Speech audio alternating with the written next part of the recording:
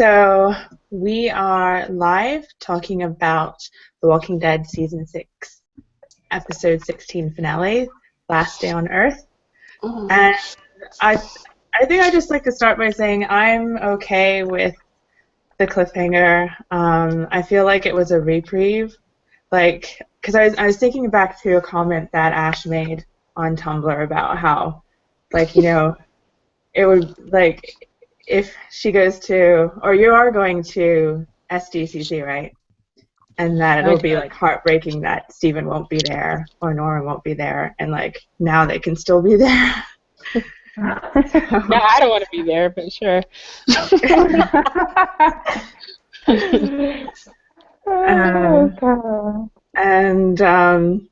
But I do think that it feels like it hasn't been decided yet, which kind of also gives me hope that Glenn won't die.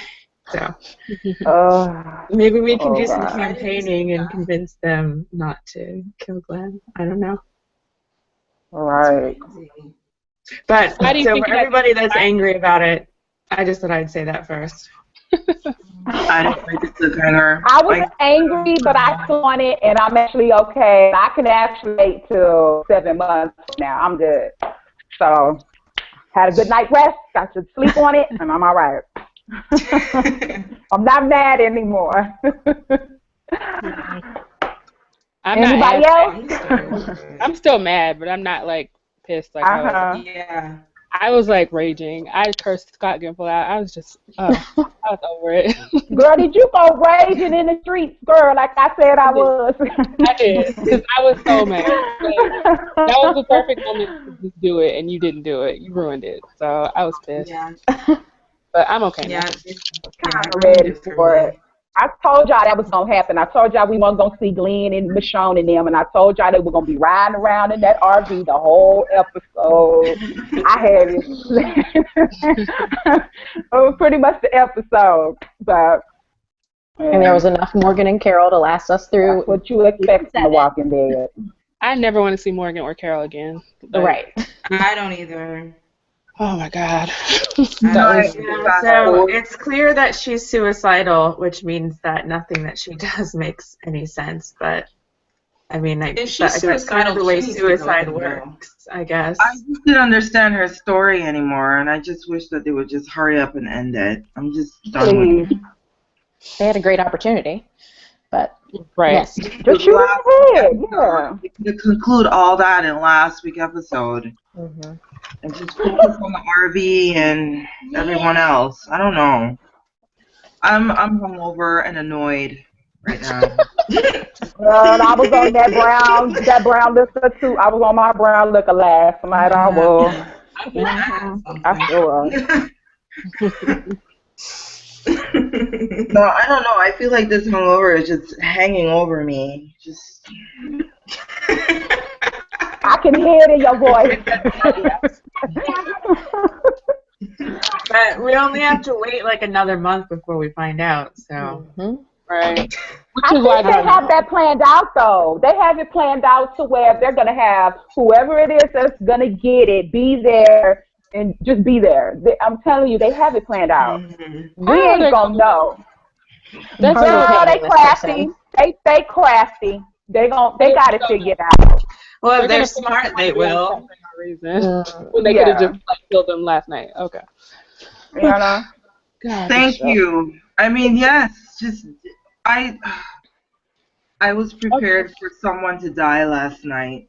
I rewatched past chats that we had, and then I stayed up for a little bit to hear Gimple and Kirkman try to justify the whole cliffhanger. And they made a comparison to Lost. I've never seen Lost. And I know Gimple made a joke about McDreamy being left at the altar, from Grey's Anatomy. However, McDreamy was never left at the altar. It was someone else, but I see what he was saying. However, I just didn't. I was like, Gimple, I know what you're doing, but you need to understand that we needed the dead. Can you please be quiet? Well, I mean, I think the thing that worked about cliffhangers before was, I grew up watching soaps, so, like, Friday cliffhanger was the big draw. Like, you had to have a cliffhanger or else how are you going to get people to come tune in on Monday? But it was just 2 days. And then like with the other ones, it was before we had like people like following like filming spoilers and whatever. So like now it's just like if you want to know what's going to go on, you can find out, and before you couldn't. And then also the problem with The Walking Dead is a lot of the like speculation is so much better than what actually happens on the show. Where they just need to every single time tell their story rather than let us tell it for them and make it better and then be disappointed when their stuff shows. Yep. And the thing I about don't it, understand why they did that. Yeah, I'm fine with cliffhangers, but for the momentum of this particular story, you completely ruined it by making us wait 7 months to see who died, because no one cares. No one's going to care in 7 months. Like, the moment was perfect to end it with, like, I was shaking watching that, and then as soon as it ended, I was just like, you know what, I'm going to go to bed. My heart fell out my cuckoo. I was like, oh my God! It was crazy. Yeah, and they ruined it. It's ridiculous that they don't know how to tell a story. They want to be Game of Thrones so bad, but you're too scared to be Game of Thrones. You don't even do good enough writing for like Game of Thrones. Stop it. Not even close. They want it true. so bad, but that's not what no. They're not delivering. At this point, I don't know exactly what's going to happen with their whole. I would like to think, as far as board meeting goes, for damage control on articles and social media. I know that Finn and Gimple had tried to do some of that last night as far as explaining the cliffhanger, but I was thinking about it this morning, and I feel like Gimple is just best at just delegating and maybe writing good episodes and leaving the season finale for someone else. I don't know. I saw one comment by somebody, I forget where it was, and he made the comment that, in the comics, Gimple has, cliffhangers and, issues and everything, but he didn't have a cliffhanger in that 100th issue. We found out what happened. There's ways to do cliffhangers, and that's not, it just seems so ridiculous, because it's like, what are you trying to accomplish here? And then as the day went on and I'm reading reviews and everything, I started thinking, maybe that decision with the Glenn thing being under the dumpster and this here, it's starting to feel like it wasn't up to Gimple and Kirkman.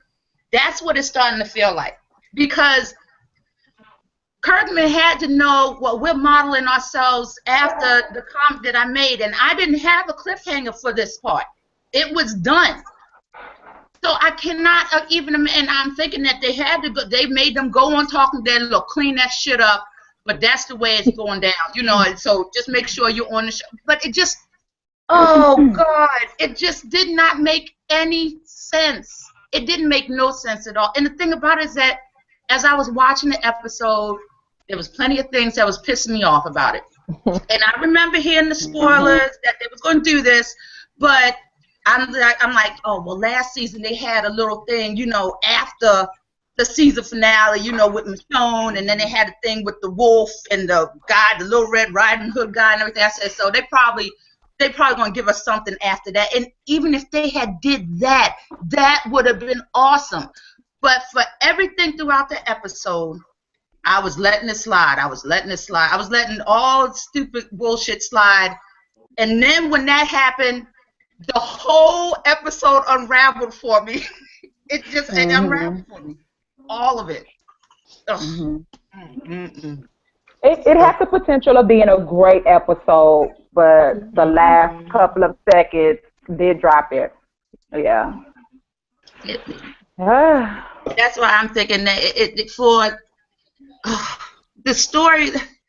Oh God, I just don't think. Oh wow. I watched it again. Something felt, it was flowing, and then You know, like I said, you guys earlier, I felt like they should have just wrapped up Carol and Morgan's story in last week episode and not drag it out into this episode and focus on the real problem, which is trying to get Maggie to the hilltop, Right. trying to avoid, you know, the roadblock from the saviors. That was, to me, was like the edge of the seat. Like, oh my God, this is just like the little bunny rabbit in season 4 when he was explaining the whole bunny to Carl and Michonne, and then having to deal with that in Terminus, and then to see like on the road again. I was definitely on the edge and screaming, and then my 7-year-old, she's like, "Mom, what's going on? Are they okay?" Well, it was I allow her to watch Carl episodes because she has, you know, she likes Carl, so you know, so anything with Carl, I let her watch. So she was like, "Is he gonna be okay?" So, yeah, so it was just. I think I'm a little bit like, I just feel I'm actually curious about what's going to happen because I don't honestly know who it's going to be, which I think they did a good job in that, but it's still like you could have ended the episode with that instead of dragging it on and creating a new story based off of a death. Yeah, and they said the whole season is going to be wrapped around whoever died, and I was like, really? What? You're going to wrap the No, whole? I think the first 8 episodes. Let's give it that. Let's give it that. Not the whole season, please, God, no. No, God, no. I It's gonna be the first 8. Episodes focusing on someone's death. We all know That's who what it they're is. gonna do. Well, How it's gonna affect them, how they're gonna move forward. That's what it's gonna be. He already said that. But you could do that and still show the goddamn fucking death. You can still show it. You can do that. You can. Oh God. Girl, they had to sell it, okay? They had to sell it. They had to sell it. They had to sell it, girl. 8 episodes though over one, right? Well, That doesn't. trying to get them all involved. But you know something? You know what they didn't show? Like behind the scenes, the hilltop though. I mean, where's Jesus? I mean, I thought I was going to see Jesus in this episode, and we didn't. So, which led me to believe that the saviors themselves went to the hilltop.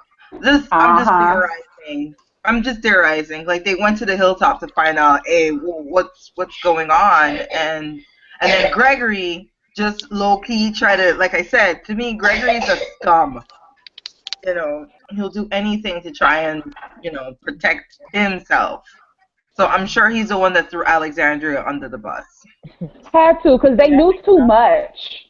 They like how knew they too know much. They knew where they were. Yeah, they knew where they stayed. They camped out. They watched these people. They just had it planned out to a T. Somebody snitched. Yeah. Yeah, I think have a cliffhanger. We should have had a cliffhanger who the snitch was. Right. And what was I'd rather have had that. Why? What was the purpose? And this was another thing. And thing about it is that I like Melissa McBride and I like Carol, you know, the character Carol. But what was the purpose of setting her aside from being in this lineup? Because right now you've done the same shit that you did back in season 4 and season 5. Once again, Carol is not there. For some reason, she's just not there. So can we expect somewhere in season 7 that she's going to come back and rescue? No. Why? Yeah. It's gonna happen. How the hell are they gonna make one woman rescue all them people? Come on. No. Same way they did in Terminus. Hello, Terminus. Yeah, did you forget the first episode of season 5? I'll be so damn mad. Episode 2. I don't know. I know she still got her fans, but I've seen some comments on Twitter. I've seen it.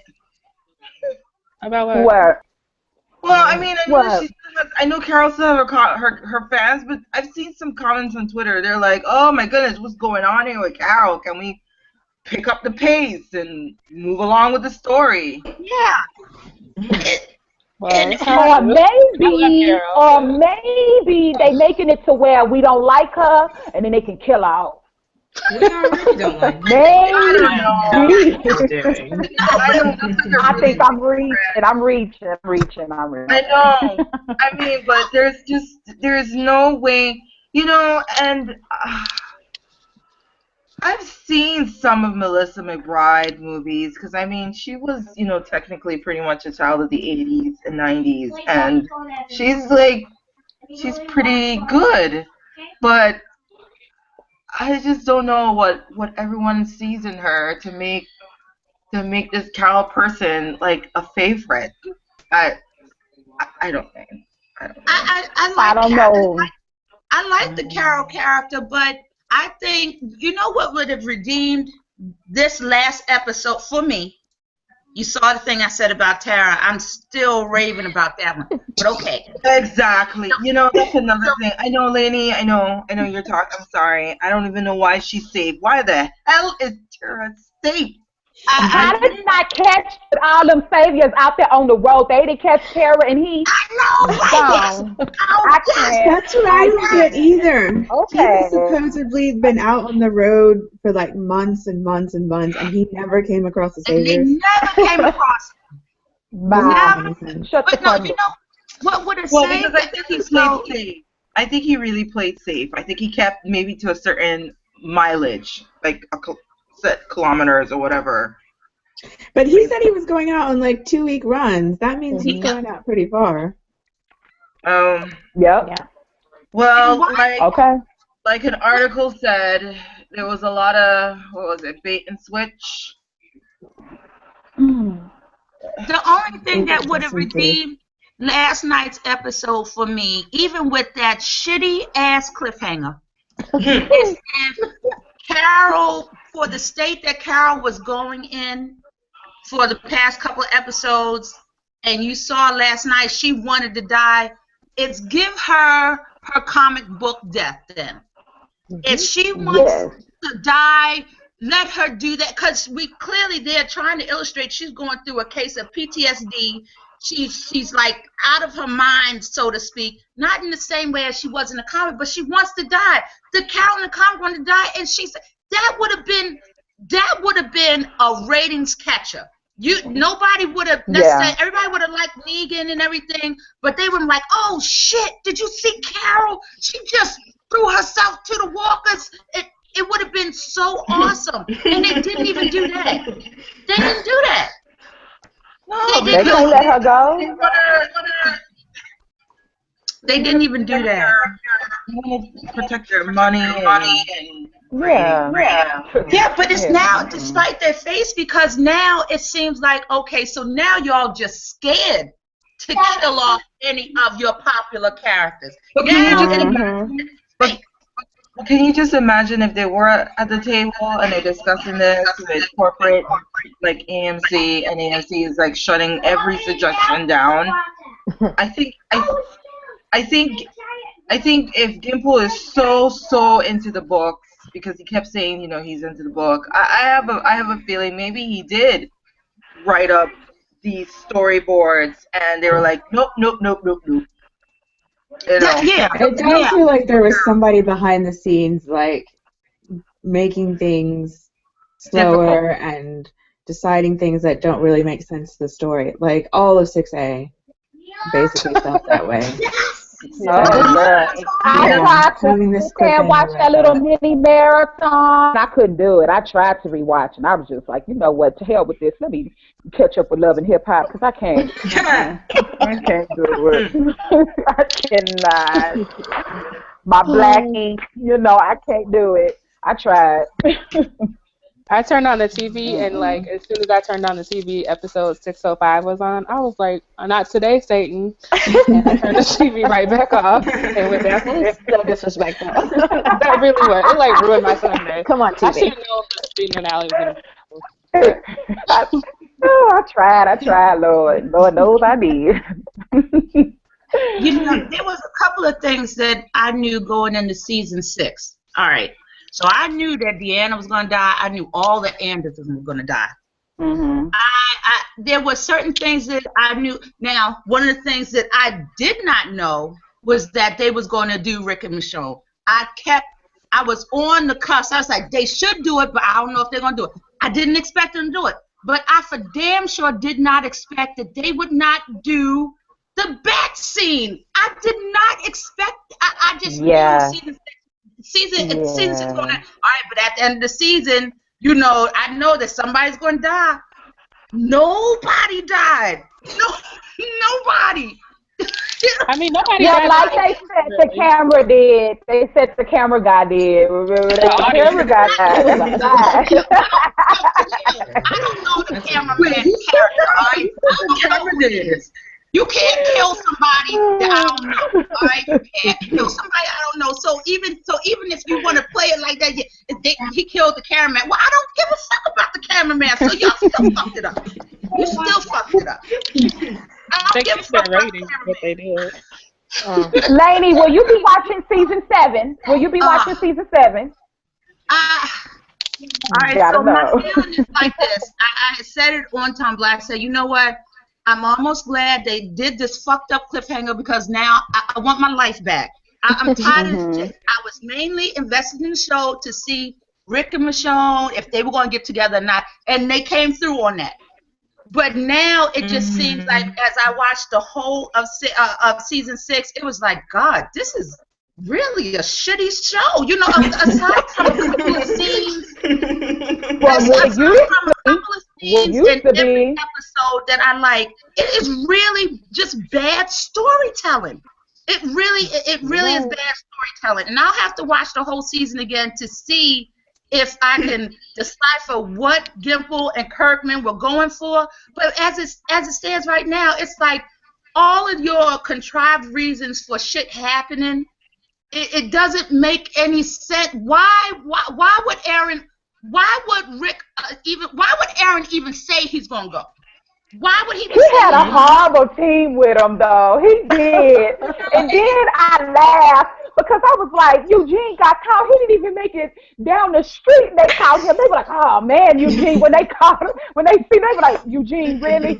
You were our host. You were our host. You got caught. I was like, honestly, I'll come back for season 7, only if one. They got, please, for dear God, I'm so pissed off that they killed Denise instead of Tara. It don't make no sense. But I'm coming back because I wasn't expecting that. I wasn't at all. I really thought Tara was gonna be gone. For season 7, just to see how they do with Father Gabriel's character and where they're going with Eugene's character. Because at this rate, from what I recall in the comic books, Father Gabriel, this is a completely different path for Father Gabriel, and I'm liking it because like, he's making peace with it. He's going ahead. I know I'm gonna have to, you know, take people down in order for us to live. So I'm liking that direction. I'm liking the direction of Eugene. They had Eugene step up, and that's believable to me. So I may go back to that, but I don't know if I'm going to be as enthusiastic, you know, anymore, like setting my Sunday nights aside to, you know, to watch it. Because, I mean, my whole Sunday is wrapped around the show. And it's like, so you mean, Tom, so when we come back to the season premiere, we're going to come back to the same fucking scene that we saw at the end of this last episode to reiterate Negan batting somebody. So we're going to have to relive all of that again. It's not gonna elicit the same emotion that it would have had they shown it. Yes, so it's gonna be like, oh, we gotta go through this again. Oh God. But you know what? Them having Eugene step up the way that he did and giving Rick his recipe for bullets, that kind of gave me hope that it's gonna be him that dies and not Glenn.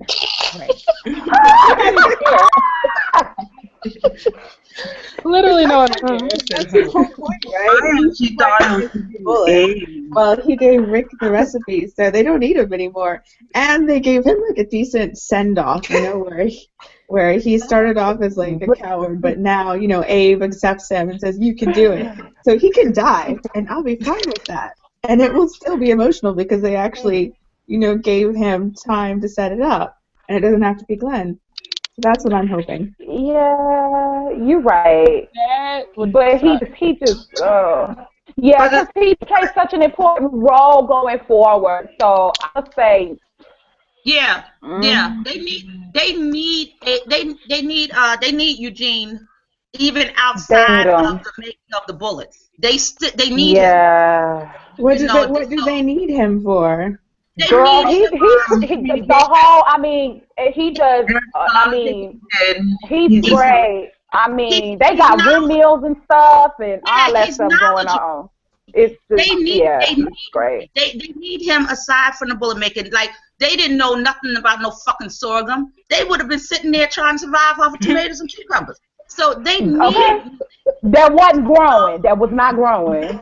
Yeah. They need Eugene, but they also... Yeah, but they got the hilltop now. They need Eugene.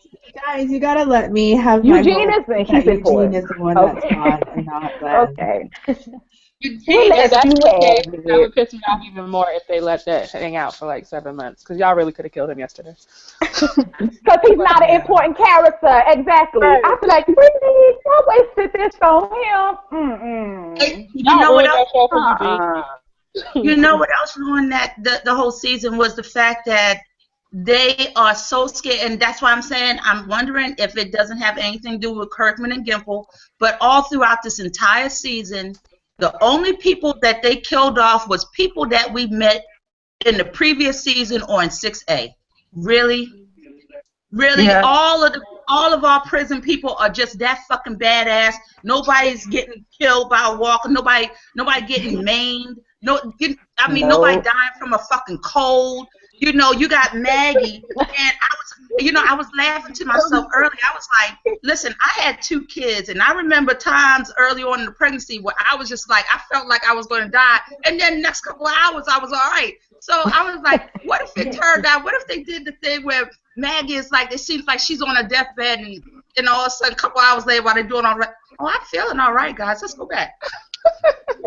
I just felt bad for them. This was just horrible. They were carrying her and trying to run, and I was just like, this is just so horrible.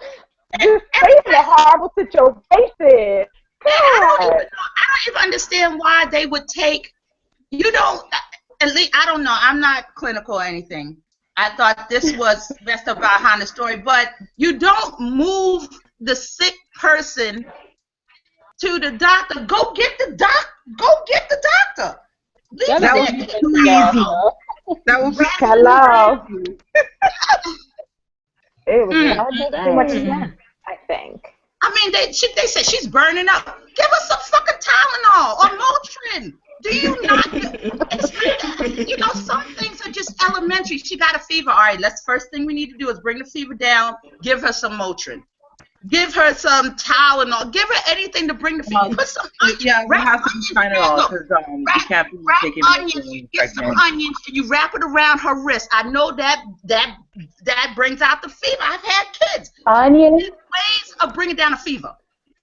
You could use onions. The only thing I know, you could use onions and potatoes to bring out a fever. I think vinegar too. See? So there's so many. Oh God. Or, they could have not killed off their only doctor. Thank you. That still makes sense to me. That would be too easy, too. Why would they even allow the doctor to go? Why would they even allow her to go? I don't care if she's trying to build up her bravery, and I want to go out there. I got to do this. It's like, yeah, you may have to do this, but you're not doing it right now. You cannot go. Lock her ass in her house and keep guards on her. She can't go. You better pull a Carl like what he did to Enos. Yeah, like he did to Enos. I'm like, girl, you didn't see that coming. Oh, come right there and get this. And I'm like, girl, I would have known that was coming real quick. And even especially because Maggie is pregnant. No, you can't go. Everybody's concerned about Maggie and the pregnancy. all right, before Denise was thinking about leaving, Maggie was fine. It's like, yeah, but we can't take that chance. You have to stay. We'll go check it out, but you have to stay. The whole, it's so contrived. It's so stupid. It's so stupid. You just gotta let it go. The blocking hot girl can't come out. Either just stay here. Can't be going out there right now. The meaningless dialogue, the bad meaningless dialogue that kept going on, just like the conversation between Rick and that savior when they came up on him, and they talking back and forth. That was a whole lot of talking. That was nonsense to me too. That was stupid. It's like all this. Like they should have thought at him. I really don't. Hey, but didn't any of you guys get Alicia Keys' song stuck in your head if they were talking about, keeping your loved ones close? Yeah, for a little bit. Yes. And for, at least in my opinion, they know they're coming up on a crew that's blocking them. They don't have that many crew. They got a sharpshooter. All of their people can shoot, with the exception of Maggie, who's laying in the bed. And that's another thing. They are weakening Maggie. They're making it seem like pregnant women don't go through shit and can't still fight. If Maggie see everybody shooting, you think Maggie's just gonna lay in the bed waiting for She did look like she was knocking on Deb's door, though. She looked pretty bad. She was either that sick where taking like a day trip or whatever to get to the hilltop wasn't going to help, or she wasn't that sick and she should have just stayed home.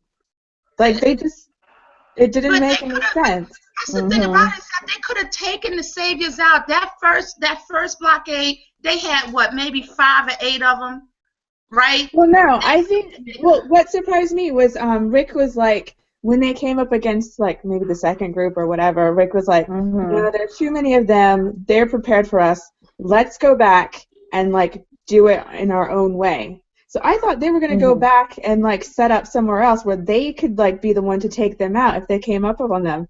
But instead they just kept going like in circles trying to find different ways. And like, why aren't you trying to take these people out? Because that's the only way that you're going to be able to get through them. Exactly. My thing was, how many back roads is it that y'all taking to get to the hilltop? I was like, damn, how many back roads is it? Dang. Go back this way. Let's go this way. Let's do this. Let's try this. If we go around, I'm like, dang. That was just it was a case of when Rick is that confident and he coming off on a group, it should have been a case of, look, plow through as we getting ready to plow through. Sasha, you get your aim on the people. It wasn't that many. It had to be at least maybe 5 or 6 of them. That's not a lot. That's not a lot. You take them all out and you keep going. It just seems so stupid. If your person is sick, y'all have to get to the hilltop. Y'all turn around and come back. It's almost like now you're getting scared. With 5 or 6 people? Really? You just went and slaughtered like 30 of them. And now you're getting scared? Right. I got a question to ask you guys. The same dude that they came upon in the very beginning, the one that was standing in the middle of the guy, on the road. Is it that same one from a few episodes ago that chopped off the other guy's hand when Dwight and Daryl was in the wood In the burning bonding? That's what I thought. Yeah. Yeah. Okay. I kind of thought that was him. So. I wasn't paying attention. But, Yeah, I don't know. Let's see. What else that bothered me about last night's episode? Them cutting off Michonne's locks. Oh my That God. bothered me. Because I was like, if they scalp her, because she's going to have a big bald spot. That was a lot of hair. I was like, ooh. I was so upset. I said, who idea was that in the writing department? Who? Exactly. Ooh. Like, really? The vest was enough. You did not have to cut her hair. The vest was enough. That was enough. Like, Exactly. I wonder if they did that because hopefully maybe they're going to give her a new wig. That's what I said. That's what I said. I'm for that. Or just have her cut it all off. Or we could just have Denai's hair. Yeah. Yeah. Because clearly, That because girl, remember, the dreads had blood on it. So it's like, well, is that blood from the walker or is that blood from, Michonne's head? And then when you see her in the end, her hair's down. So where did they cut it off from? Did they cut it off from the scalp? Because she didn't look like she was in pain or nothing. I've never been scalped before, but I can imagine if somebody come along and cut off, I pulled out your hair, yeah. Okay, you gonna feel that. I think where she attaches it in the back to keep it out of her face, I think that's where they cut it. Where she ties it up in the back, I think that's where they put it.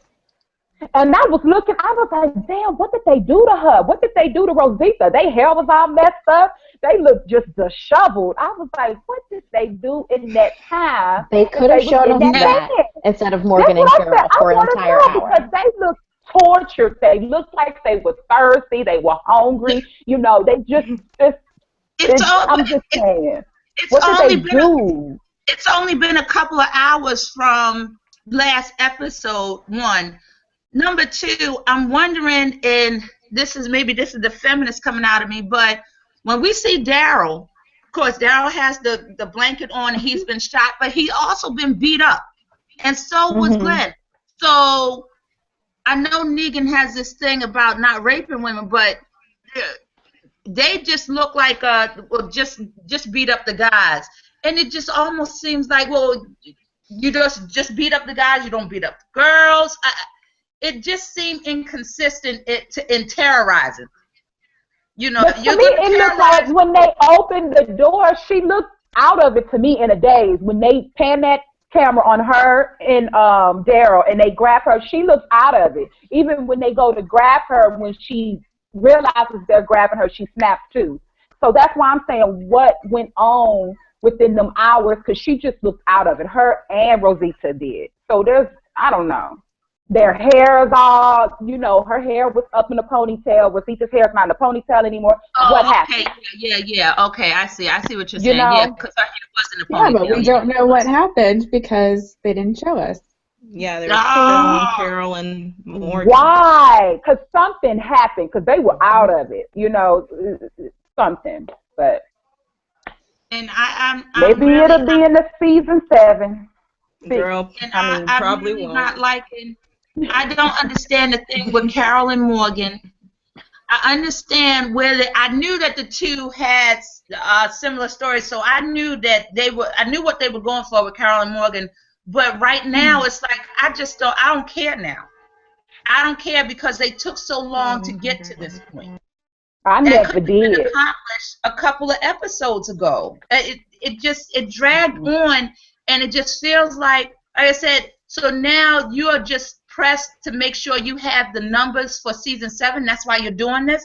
Because in spite of how everybody feel, in spite of how I feel, I know that I'm going to try and check out the first episode of season 7 because you did this shit. So are you just relying on gimmicks?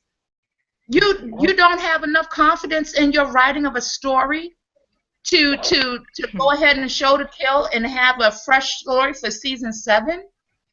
It's gimmicky. This whole season was gimmicky. The whole season. Ugh. This was stupid. It was stupid. It was bullshit. It was stupid. It was stupid. I agree. Well, I got a comment from Tina who says that she wanted to be here, but she couldn't. So her initial thoughts on the finale, although I'm deeply disappointed about the cliffhanger, I'm not as ticked off about it as I thought I'd be, maybe because I was expecting it, I don't know yet. I just about died at the helpless and pitiful look on Rick's face, though, that whole scene. And when they told him to kneel, I wanted to say, do you know who you're fucking talking to? God. And then the scene with Eugene when he volunteers to take the RV and gets into it, I thought he was about to die, especially with the movie-esque music that was playing. I'm like, he's doing something heroic and noble. Dude is about to die. So. Yeah, I did like that scene. I really did. As a matter of fact, if there was anything from last night's episode that was good, it was that scene between Rick and Eugene, and then Eugene and Abe. It actually almost brought a tear to my eye because it was that heartfelt. That was probably the best scene for me out of the whole episode. That was a good scene. That was great. I liked the way that Eugene stepped up, and I liked how earlier Father Gabriel had stepped up, and he was looking all hot with his like gun and stuff. Yeah, and that sweater, that grandpa sweater. Yes, that grandpa sweater, girl. That grandpa sweater. It's what it was.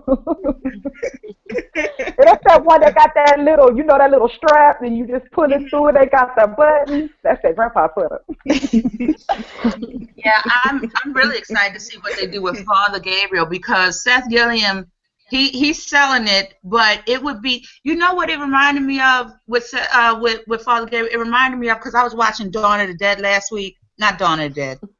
What's the one with George Clooney and Quentin Tarantino? The vampire movie. From Dusk Till Dawn. From Dusk Till Dawn. It reminded me of the preacher there.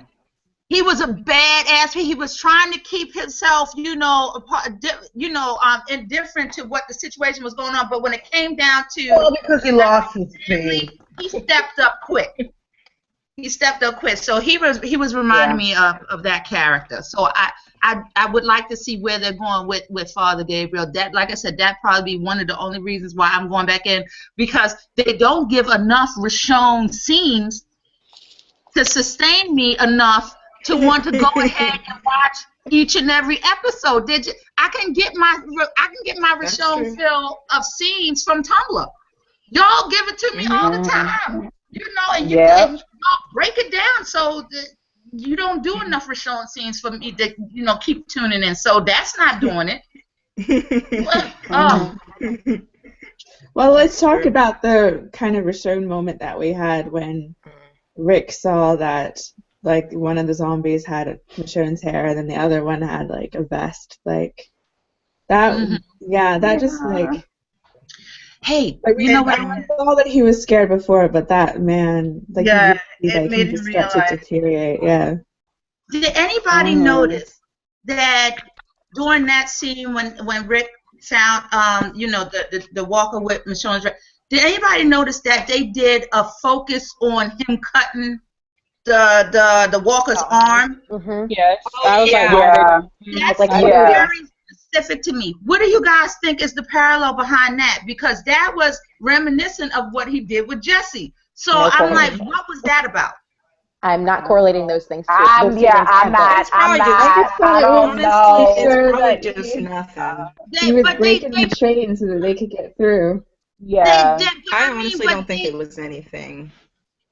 They made a specific point to show that he was cutting off the walker's arm right at the same point that he did with Jesse. They made us. Yeah, but I mean, they were trying to be so poignant that they just forgot that they killed off another character like that. I didn't think anything of it. I just think it doesn't matter. Like, I know what you're saying, like, with the parallel. I get it, but I don't think it actually matters because whenever, what's her name? That one girl, the blonde one, whenever she died, they were playing all those flashbacks, and it didn't even mean anything. So I just feel like that doesn't mean anything. That's just my opinion. I get what you mean, but I don't actually think you don't think it's coming about anything. It seemed really specific. No, I don't know. If it means anything, it just means that Rick will do anything to get to Michonne. Yes. Yeah. He'll talk to people. Or maybe it means, I get where you come from, Lainey. I think maybe it might mean, with him chopping off that walker's arm, maybe he's like, oh no, I hope that nothing happened to Michonne. You know what I'm saying? In that light. Y'all get what I'm saying? Yeah. I just thought it was really weird. And then the scene. I'm not going too deep like Lainey is, but I'm just kind of throwing that out there. It just seemed, like I said, it seemed really odd to focus on where he's cutting off the walker's arm, in which it was the same place that it was Jesse's. Now, with that said, the scene afterwards where he is, you know, he's digesting the fact that he doesn't know if Michonne is alive or not. It seemed as though like maybe he was contemplating, damn, I had to do this shit again, you know, and I don't even know. I don't know. There was something odd about that. He was reminiscing over Michonne, but he had to keep himself focused on the matter at hand. And he was, because you saw that he was getting ready to fall deep into his emotions behind not knowing whether or not she was alive. But then somebody brought her back, and he was like, they were shooting at her feet. They wasn't trying to kill us. So I'm just wondering if he's like, damn, I had to, you know, cut off this walker's arm. This is the same way that I had to do with Jesse earlier. It seemed kind of questionable to me, but I'll take your word for it.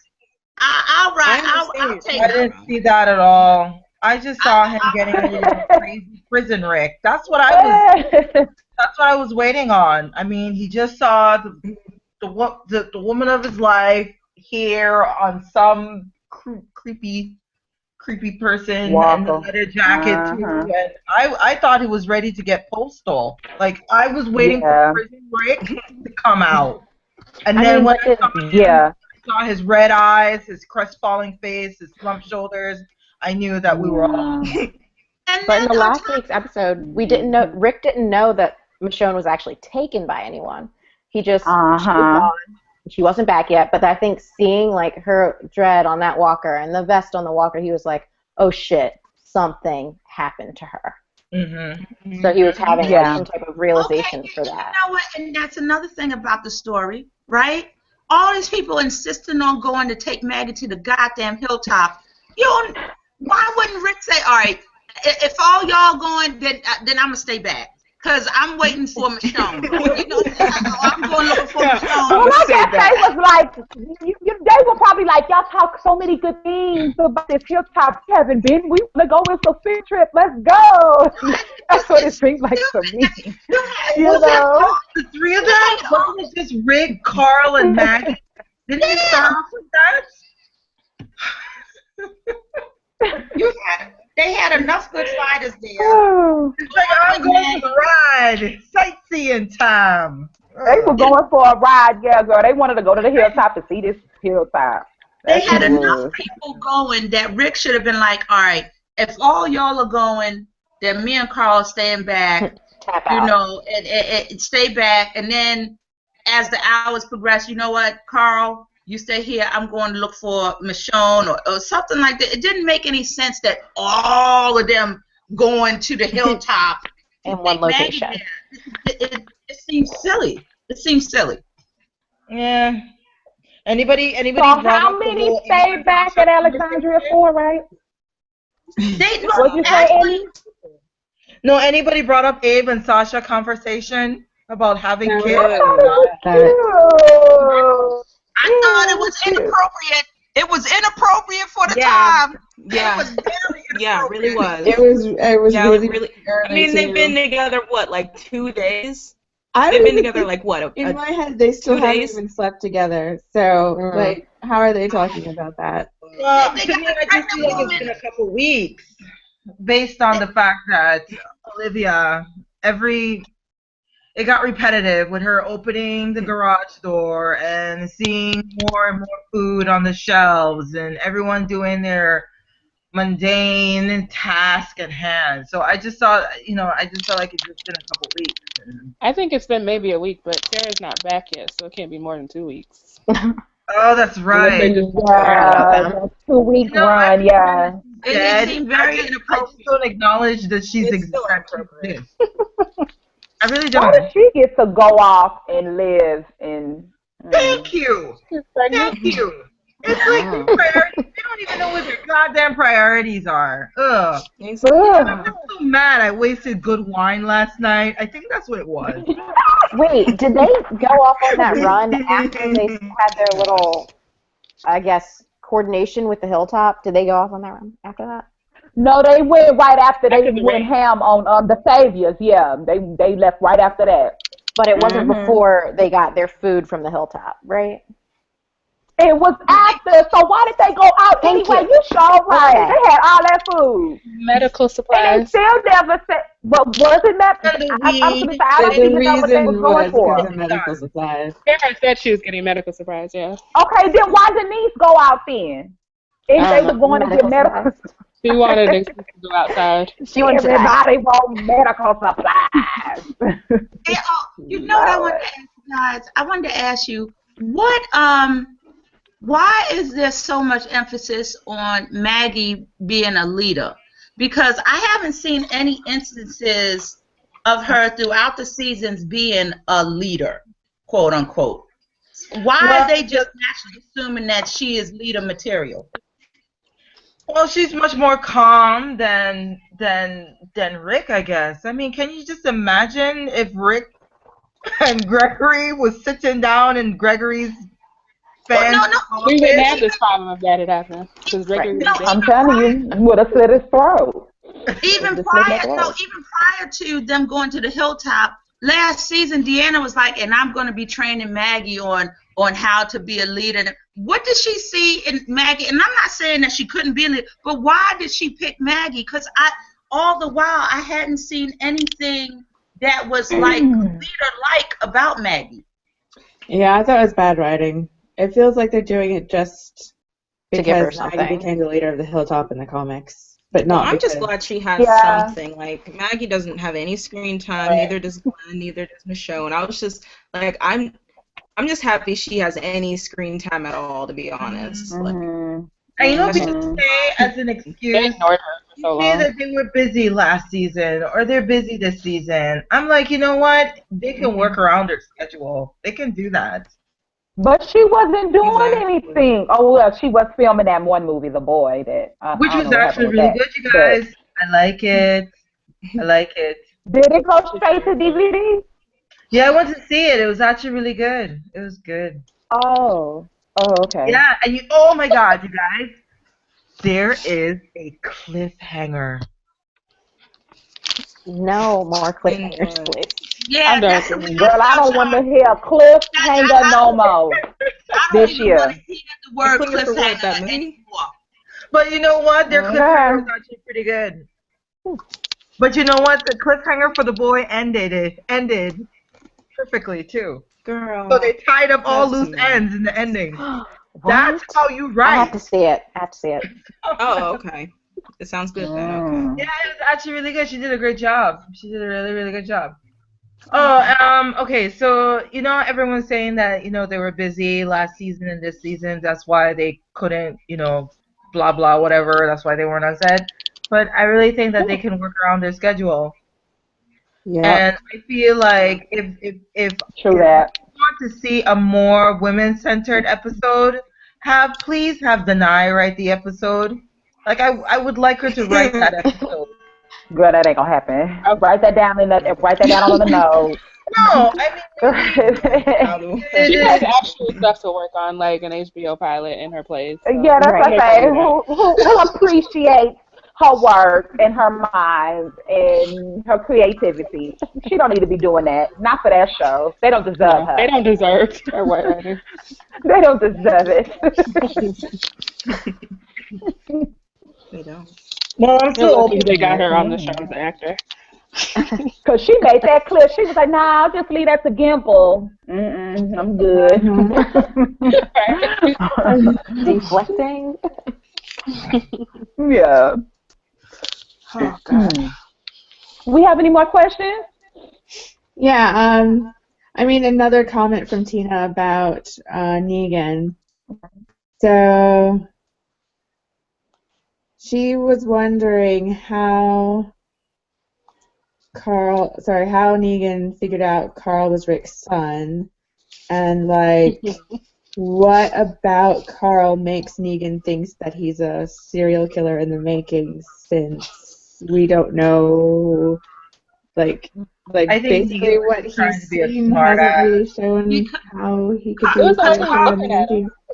I mean, for real though, he looks like he wanted to, Carl didn't look at her very straight, and There wasn't any Carl, kind of emotion. Like he just looked like he was just looking at Negan like, who the hell are you?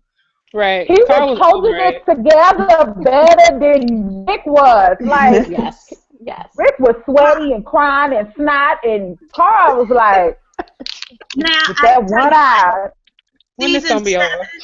7, that would be another reason why I'll come back for season 7 just to see Carl, because right now what they were illustrating in 6B was the darker side of Carl coming through. Just like I said, when they went to the hilltop and Carl made that comment about, his face, oh, that wouldn't be a good impression.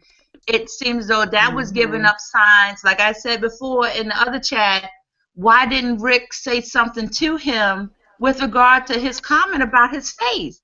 He's getting darker, and that'll be it. That'll be a reason to come back and check out season 7, because Carl did not flinch one iota when Negan was in his face. He was just he was ready to buck him. I was like, damn.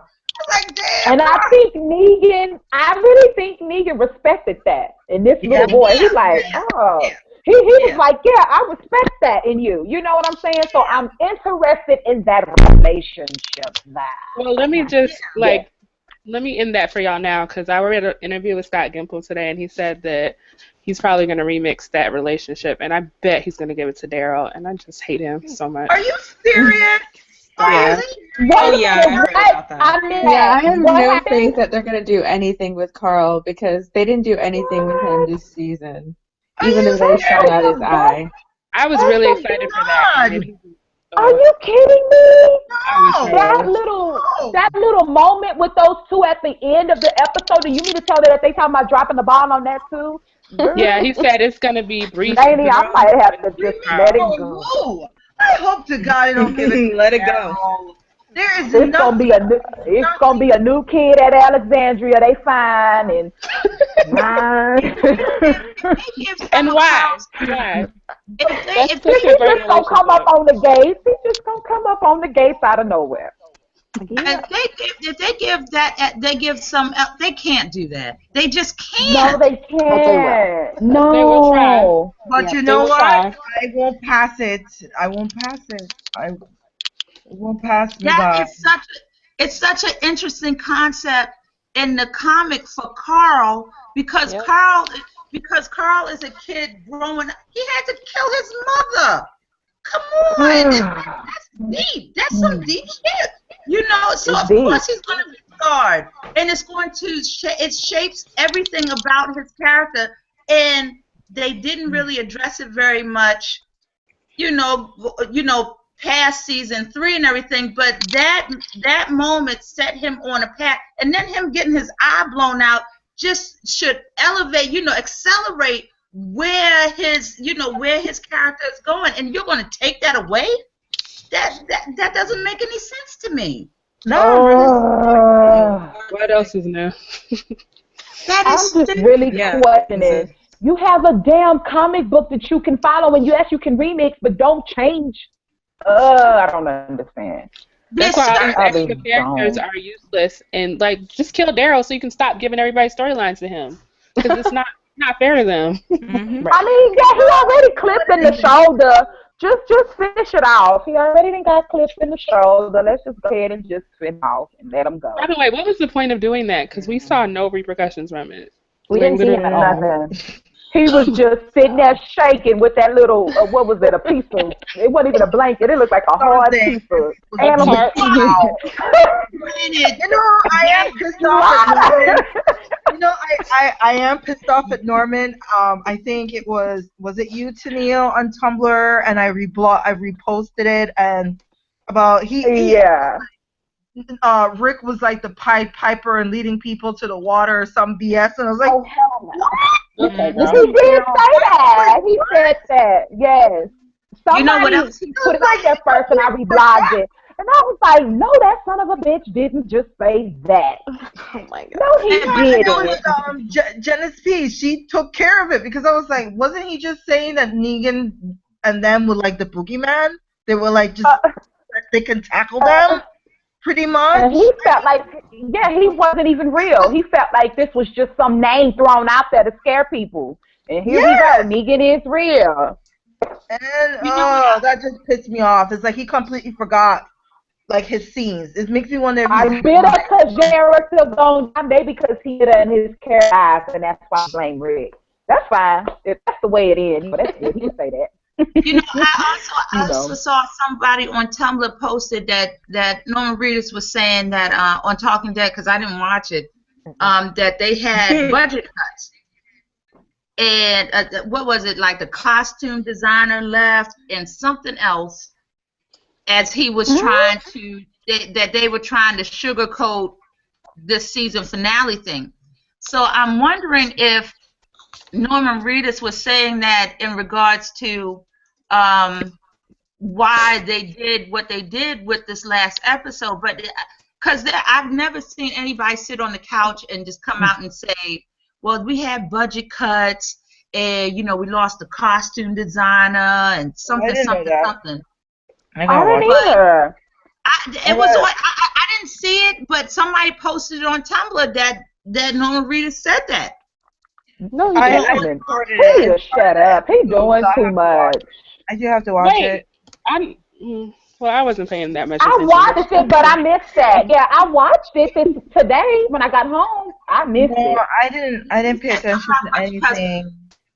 But I will say this, though. If it comes down to a case of all of them in the lineup, and I had read, I guess last year sometime, that Andy was contracted for 6 seasons plus 1 or something like this.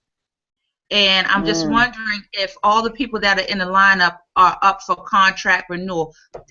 I'm getting real deep and political with it, but it does seem like it does seem like that would mold into why they're doing it like this. And if it is, I guess I'll have to go ahead and gloss over it and be like, all right, it's like everybody's up for contract renewal. You don't know who you clipping, like that. But still, they can't remember that AMC is on a lawsuit with Frank Darabont too. Frank Darabont. Still. Yeah, what's going on with that? What happened? I don't understand what's going on with that. What happened? Well, the lawsuit is online right now if you want to read it, but it stipulated that pretty much AMC did Frank wrong. They fired him in the middle of the 2nd season. Right. And I think they're holding money from him, among other things. Which is and he was the one that was the creative mind to say, let's make this comic book into, he said he had the legs to get this into a show. You know what I'm saying? So for them to have just kicked him off the show and he created this, to what it is today, he's very bitter about that, which I would be too. Well, he wrote some premise for season 3 as well. There was going to be like a few backstories, some webisode, and he also had backings. Like he was willing to bring people in to help, fund the show. Exactly. So, which is why I could understand now why there is budget cuts, because it's AMC. AMC is the only backing for The Walking Dead. They need to bring more people in. They need partners. The other thing is that their cast, now that they have Negan, and I'm sure that Jeffrey Dean Morgan is, it's like, all right, I'm in it. I know that he's not taking scale, to play the Negan part. They probably paying him. They have too many people. They have too many main cast members or people that are in the credits during the title sequence. That's a lot of money going out. You've got to bring that in. You got to reel that in. You have to. You got to reel it in. You got too many. That's why they need to get rid of these characters that don't even exist in the comics. Sometimes stepping aside, since we're talking about money, a good example. A good example as far as money goes is a show like Grey's Anatomy. I don't know if you guys watch it, but I'm a fan of the show, and I remember they did a few deaths. They did a shootout where they thinned out the herd, and then they did the airplane one where they thinned out even more people. So it's like I think they just need to do people need to die in season 7. Exactly. Yeah. Go, and I hate to say A lot of people gotta Daryl go. needs to go, and you know what? Yes. Daryl needs to go. Yes. And I'm saying Daryl now because he threw Andy under the bus with that Rick comment, and that pissed me off. Amen. Oh, did you just say Daryl? Wait a minute, I was getting caught up in your gospel for a second, and then when I heard you say, I got caught up. You said Daryl? Yeah, because that kind of upset me. I mean, like, oh my God, you guys are friends, and you completely forgot what you just did. Like, this scene is just fairly new, and you're gonna throw Rick under the bus with that Pied Piper comment. Well, wait a minute. Now, on the side note, I can understand where Norman is coming from as far as Rick is concerned, because I had always felt that Rick going in there gun-ho, like, oh, we're going to just go in and kill all the saviors. I always had a problem with that. It's like, no, you can't just guarantee that. It just seemed to... They really made him real cocky, which seemed odd to me for the character of Rick, because Rick seemed a little bit more pragmatic, in his approach to stuff, and he just goes, oh, we just that good. I don't see that as cocky. I just saw that as a man who actually fell in love again. Well, no, that was cocky, but because of what Daryl said. No, because he was feeling cocky like that before he got with Michonne. He was cocky like that beforehand. He just seemed. I didn't like the way it didn't seem within his character to just gun ho and say, all right, we're just gonna go in there and we're gonna kill them all. He didn't say we're gonna go in there. I can't just put that. Yeah, I can't just put that off on it because Daryl. Yeah, Daryl was the first one to bring it up, and it was his plan. Yeah, it was his plan, and Rick was like, you know what, you sure right. You sure right. We can't do this. So I can't. I can't. They went to the church. They went in the church to discuss it. And he was like, anybody has something to say? And the only one who had something to say was Morgan. It was an open forum. People had mouths, they have tongue, they have lips to voice. Hallelujah. Their concerns, and no one didn't. Which means everyone was behind Rick. Everybody was. They were like, we are not going to let this happen again. Ain't nobody coming in here and taking over or trying to come and take what we have again. They had a right to say, no, we're not going, Rick. You're by yourself. No, Rick would have tried to do it by himself. And besides, Rick don't Pied Piper. He didn't sweeten the deal up. He said that he's pretty much going to say people are going to die. Like, this is war. Like, oh my God. Oh, Norman. I didn't. Do you see what you started? No. I just didn't think that whole thing where we just gonna go in there. The main thing that I had a problem with that was we just gonna go in there. We're gonna kill them. We're not gonna take 24 hours to do some surveillance. They didn't have time to do that though. They said if they didn't like it, they wouldn't do it. But I guess they like. They just went in there. They spent 12 hours on it. I'm talking about at least a day or two.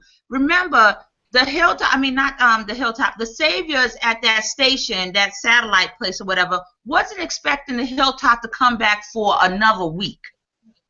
Another week. A week? So they were waiting for Gregory's head. I'm sorry.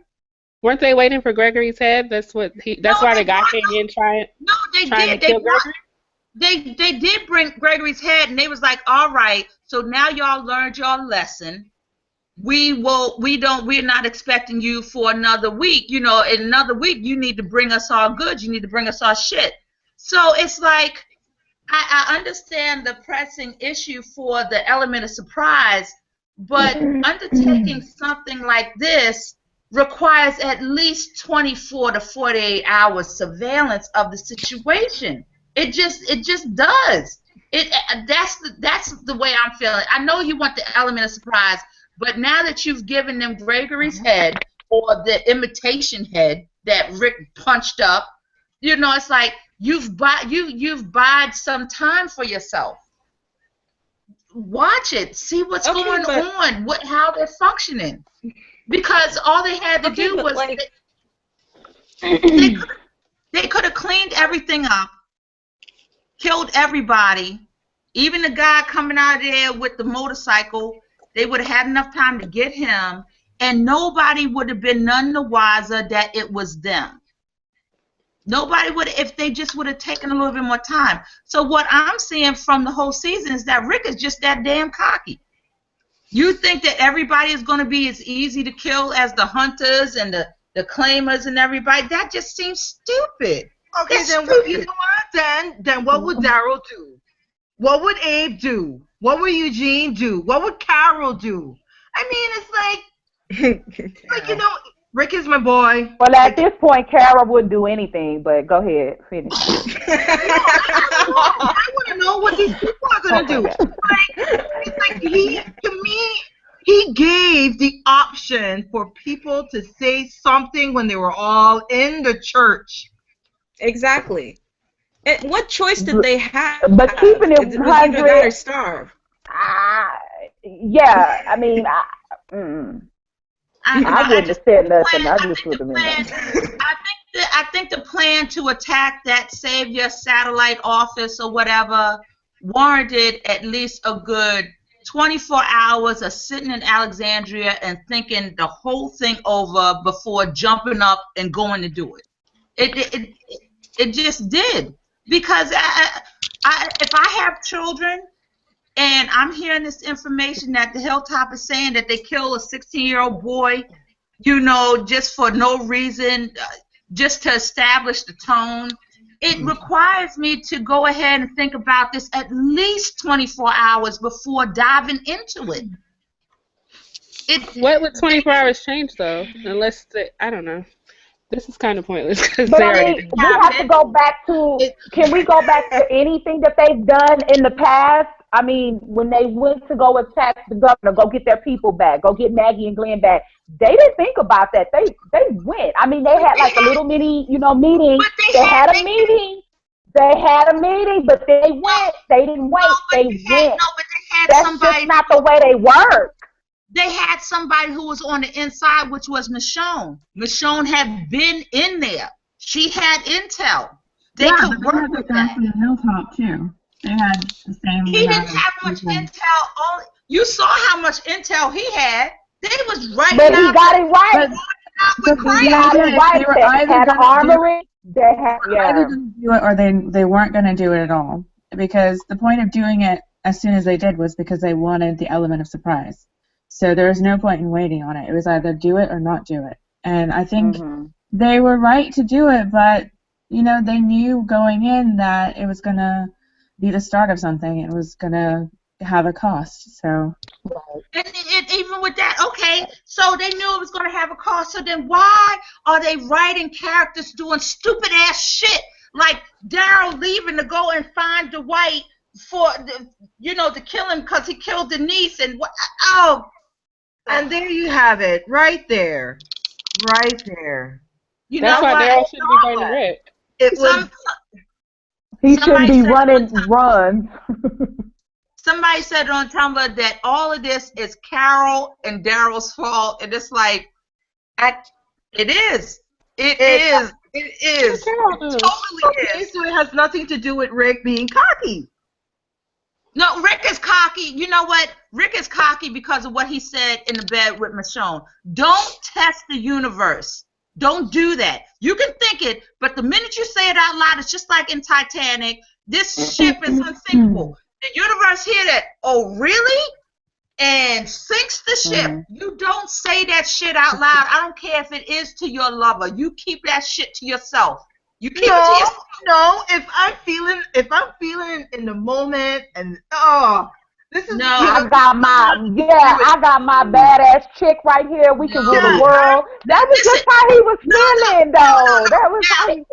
Look, I've told y'all many times before on Tumblr. I said I'm a straight up atheist. I don't believe in none of that shit. But I know you don't test the universe with that shit. You don't say shit like that. You don't. Yeah, but it's different. It's different when you're in love, okay? It's different when you're in love and you got someone beside you in a messed up world like that. I would never say that.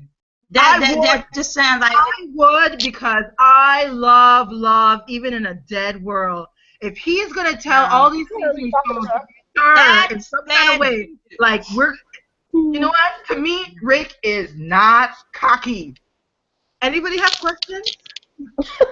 Yeah, let's move on. Do we have any questions? You see how you see where his cockiness has got him down. You saw where his cockiness has got him now. Last night. Leave Rick alone. Leave him alone. It wasn't Rick. It was gonna be somebody else. He was mentally. It was just a really bad situation. There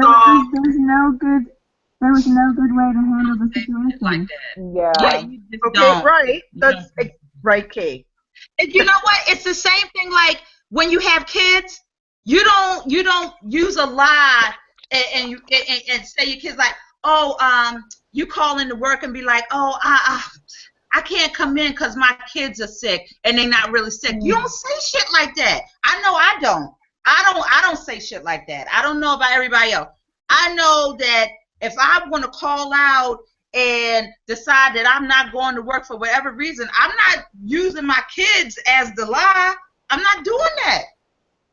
I don't do that. So it's in that realm. It's in that realm. We don't do that. Because I use my kids all the time. I was just gonna say, Amy, you up that laughing girl. You do that. You do that. Oh my gosh. Okay. My kids in a lie. Okay. That's no good. I don't do that. I don't do that. If I need to get something done and work isn't going to give me the time to get it done, then you know what? My kids have a dental appointment. I got to go. Let's just hope that nobody from your job is watching this chat. You're not going to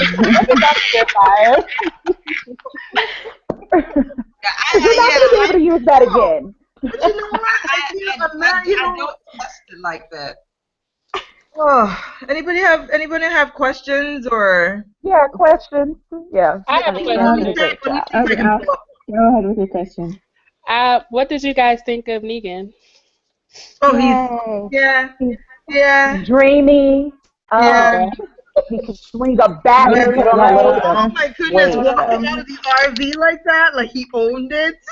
He needs a little bit more meat on him, though. He's not buff. Yeah, he's very skinny. Because his clothes look like they were hanging off him. He's sagging in the back with the booty area. But other than that, I mean, I'm great. I just kind of thought his pants was kind of saggy. He looks so clean. He looks so put together. Yeah, Negan has a bare face in the comics, though. And it was interesting when he looked at Abraham, he was like, I need to shave this shit. So he's probably shaving his face. Yeah, shave it. That's what I want. Oh my god. Clean shaven. I don't like speaking of Negan, I actually thought he was going to say what he said to Michonne in the comics on the show. I was waiting for it. I was waiting for it too. But he did look back at her. Didn't he look at her? He looked back at her like when he was going down the road. He did look at her, So I hope we get that. What was the comment? Write it on the list. He said, he's like, look at you. He was like flirting. He was like, he was basically like, you can find to kill, so. Right, yeah. So I can do a lot of things to you, and killing you is not one of them. Something like that. On the list. He said that killing her was down at the bottom of the list. That's what he said. You got the comic in front of you? No, I know. Actually, I went and researched that. I remembered that scene, and I went and looked at one of the sites that have, all the comments were listed. He says He says there are a lot of things that I want to do to you. Killing them is not at killing you is not at the top of the list, but it's still on the list. Mm-hmm. But I went and when I watched the episode again today, he didn't use that line at all because somebody posted it on Tumblr, and I was like, did he say that? He didn't say. He never said that. He never said that, but he said it in the comics. So yeah, like he specifically tells Rick he's not going to kill him and make him a martyr, but he didn't say that either. So yeah, he didn't say that, but I thought that was interesting that they didn't use it in the show, considering now that we've established Rick and Michonne have a relationship. Why did they skip over that? Use it. I think they just don't want anybody to have any idea who's going to die, so they're not giving any. Well, I don't think that would give away who's going to get killed. Oh, you're at the end he says something. Well, about that would X Michonne out. He said something about like if you start crying or whatever, then take the kid's other eye out. So does that mean we can feed it to his father? Oh yes, but we knew Carl and Rick wouldn't die. And then we'll start. That's what he said. He said, if anybody moves or something, take the other kid's eye and feed it to his father, and then we'll start. Yeah. Meaning he's still gonna kill somebody, but it's not. I guess they're just trying to establish that the two people that are definitely not going to get killed are Carl and Rick. Everybody else is Rick. That's the only thing. They could have cut that line in about not making Rick a martyr. Yeah. And we know they're not going to kill Michonne either, so they might as well cut that line. I know. They need to stop that shit because Michonne, Denai is too hot now outside of The Walking Dead. They would be foolish to kill her, just like how they feel about Norman and Melissa McBride. They'd be foolish, quote unquote, to kill them. They would be foolish to kill Denai now. No, I agree with that, but I kind of feel like if Michonne were to leave the show, it wouldn't be because they wanted to. It would be because it would be Denai's choice. It's something that she wants to do. Right. And I think that's a possibility. I don't think it would be coming from the producers. But I would think, like I know Denai personally, but I would gather to think that Denai is definitely not going to be like, no, please don't kill me off the show. This character is too hot right now. I'm not ready to leave. We'll go ahead and we'll curtail whatever schedule needs to be made. She's not trying to leave the show. And I thank her for it because she knows that her role is just too important in the show to just up and leave. Right now, she has been able to maneuver her other career around this show, and I think she's going to continue to do that. So I'm not worried about Denai. I'm not worried about Michonne's character. And another thing is that in the story, it would be so repetitive so Rick had this thing for Jesse, had to kill her, and then and feel whatever kind of shit pain he was feeling then, and then you're going to kill off Michonne so he could have more man pain? No. God, please, God, don't tell me they write us like that. Connections to Jesse. I don't know who y'all are talking about, but I just don't think they would do all that stuff to build up Richonne just to kill off Michonne. Yeah, so I'm not right. Yeah, I don't believe that either. God no. God no. They just started that relationship. I think they have to at least, at best, take it to season 7, season 8 before they're going to do anything. And I think that Denai wants the character to live. She's not going anywhere.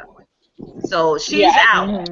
Yeah. I have a Piper Blue question for you guys. If I remember correctly, this is from Piper Blue. If I remember correctly, in the comics, Negan says he doesn't kill women or kids. Do you think they'll stick to this moral code on the show? But see, that's not true. That's not true because he kills Holly. He kills Holly in the comics. Remember Holly? Holly. That's Holly. Spoilers, everybody, spoilers. But Holly got pissed because Abe had ended up dying by the arrow, and she got pissed and she went in there and did all that. And remember, the guy was getting ready to rape her. Negan came in. I forget what he get to the guy, if he beat him down or something like that. But they brought her back, and she was a walker. So he does kill women. I think they also make a point to say he kills kids because at the hilltop they said that he beat a kid to death. Yep. Then anyway. You're gonna have to define. You're gonna have to define what a kid is because he was 16. So now we get into that level of it. So that's okay. So when does Negan moral code goes null and voided then? When they go off? He doesn't rape. Well, I guess we'll just have to make a new code, or they'll have to define it, and we can't. I don't know what his code is.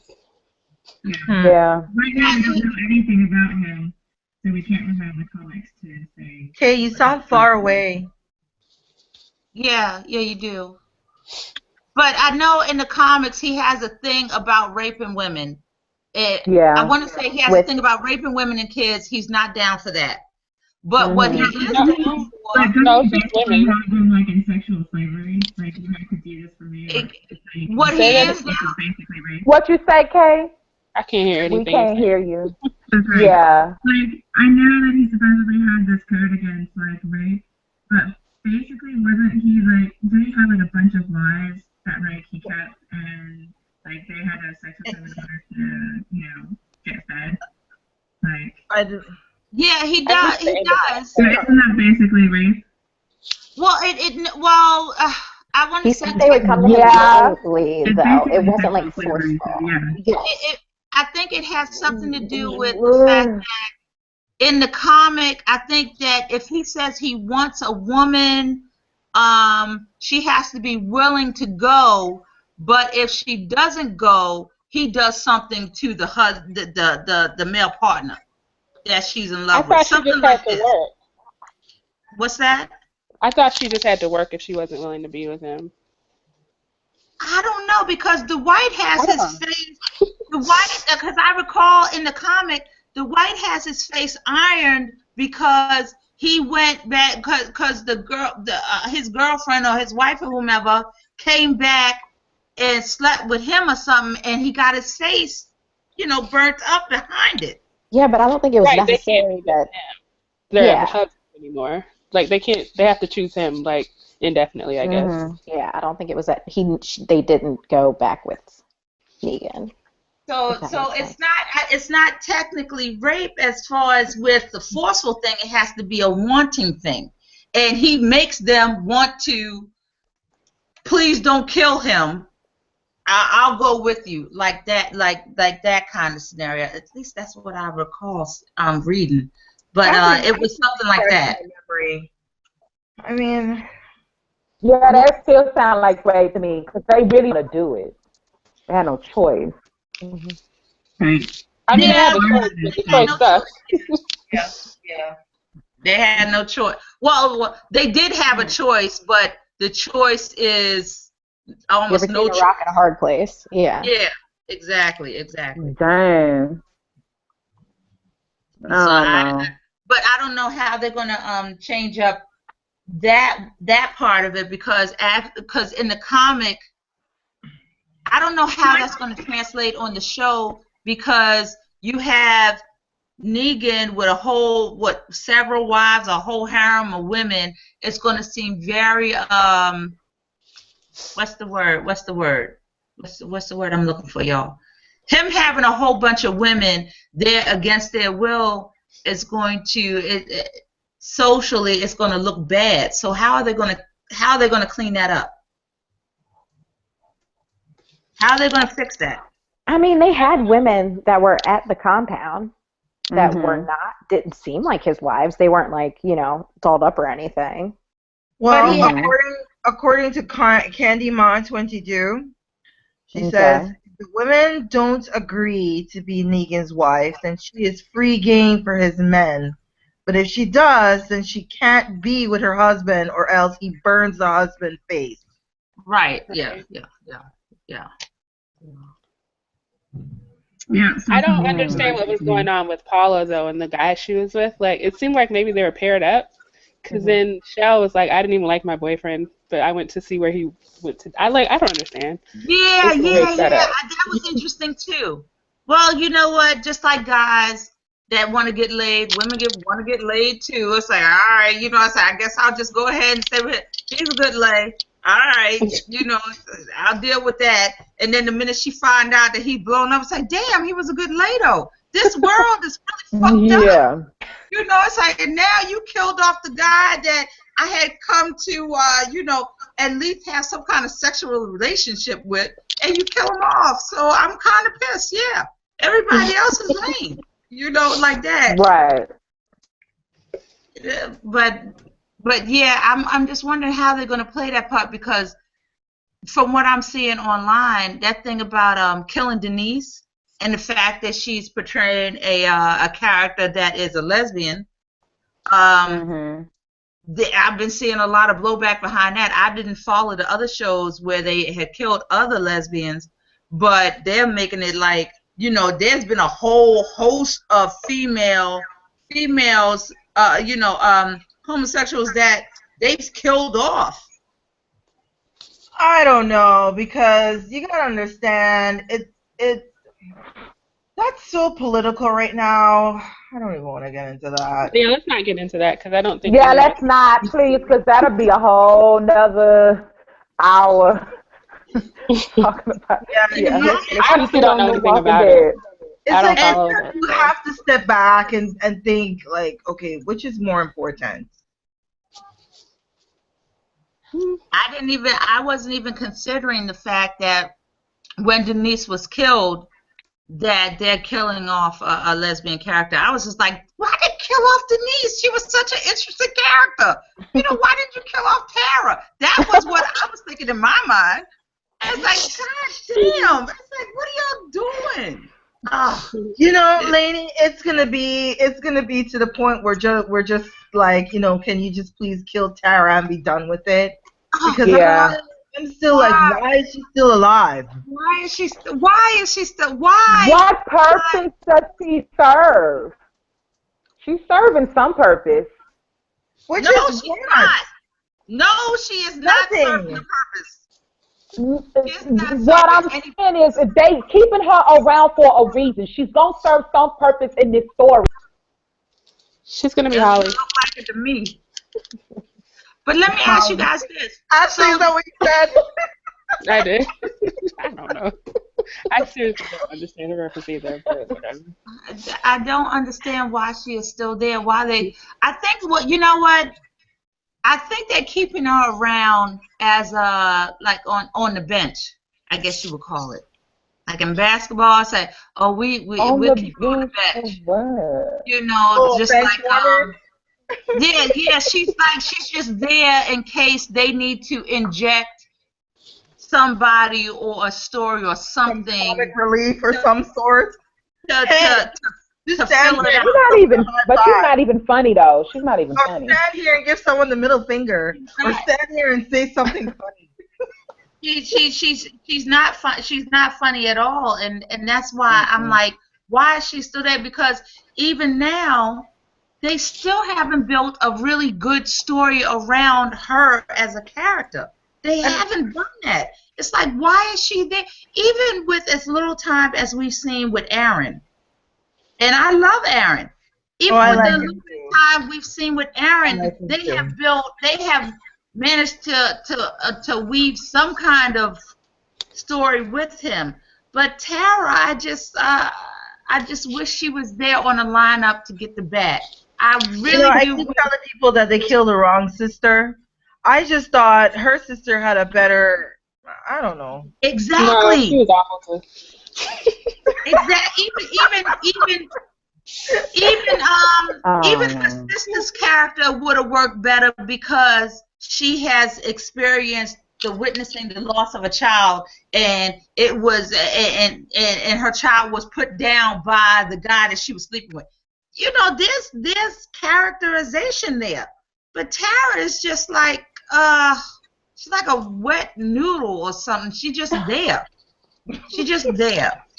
And I don't like her. I don't like her. Y'all know I have said I don't like Tara's character. She is just taking up time in regards to other scenes or other characters that should have time. That's just me. I don't like Tara. Why couldn't she be in that lineup? You know, I tell you what, I would have been so happy if Tara was in that lineup and she got the bat. And that's awful for me to say because I feel like I'm such a feminist and everything, but I really want Tara to die. She don't deserve They that got death, a though. Like, purpose. that would be super No, lame. yeah, and she just, I just feel like they saving her for something. Because if they ain't killed her off yet, what they do is every season finale or every mid-season finale, she go off somewhere or she gets hurt and she doesn't have to be put in danger. You know what I'm saying? She always wakes up or comes back after everything is done. You know, so I don't know. I just they saving her for something. They're holding on to their character that they made, not one from the comic. Just like they're holding on to Daryl, that's their character that they created. So it sounds as though they're trying to hold on to all the characters that they created because they have control of them. Mm-hmm. Whereas the characters from the comic book, they have control over, but only to a certain extent, I suppose, because Kirkman, I'm sure, owns the characters. So they're keeping around, but then that doesn't explain Carol's shit. Doesn't make, maybe Kirkman wrote off, you know, in the negotiations, like, oh yeah, all right, you can go ahead and keep Carol, you know, say, but I want Rick, Carl, Michonne, I want Abe. I want, you know, all these other characters that he wants control of, but they was like, yeah, you can go ahead and take Carol and do what you want, you know, like that. But I don't know. I feel like they're the writers, so they should have control over all the characters and do what they want to with them. Yeah, they're separate. Right. I mean, Right. They just don't know what to do with the characters that they have, and they don't know how to balance writing for more than like 2 characters. So that's a writer. This is dumb because they have a comic book to go by. But okay. Yeah, that's what I'm saying. And quit giving all this comic book to other people that's supposed to get these, you know, in the comic book you giving it to like other people, and I'm like Sasha, you know, she's taking people's stuff from the comic book, and I'm like, really? You know, I love Sasha, whatever, but I'm just like, really? All these made-up characters is getting all the good stuff. There's definitely too many. Yeah. You guys remember earlier in the season in one of the chats, I said, I'm not feeling Sasha right now.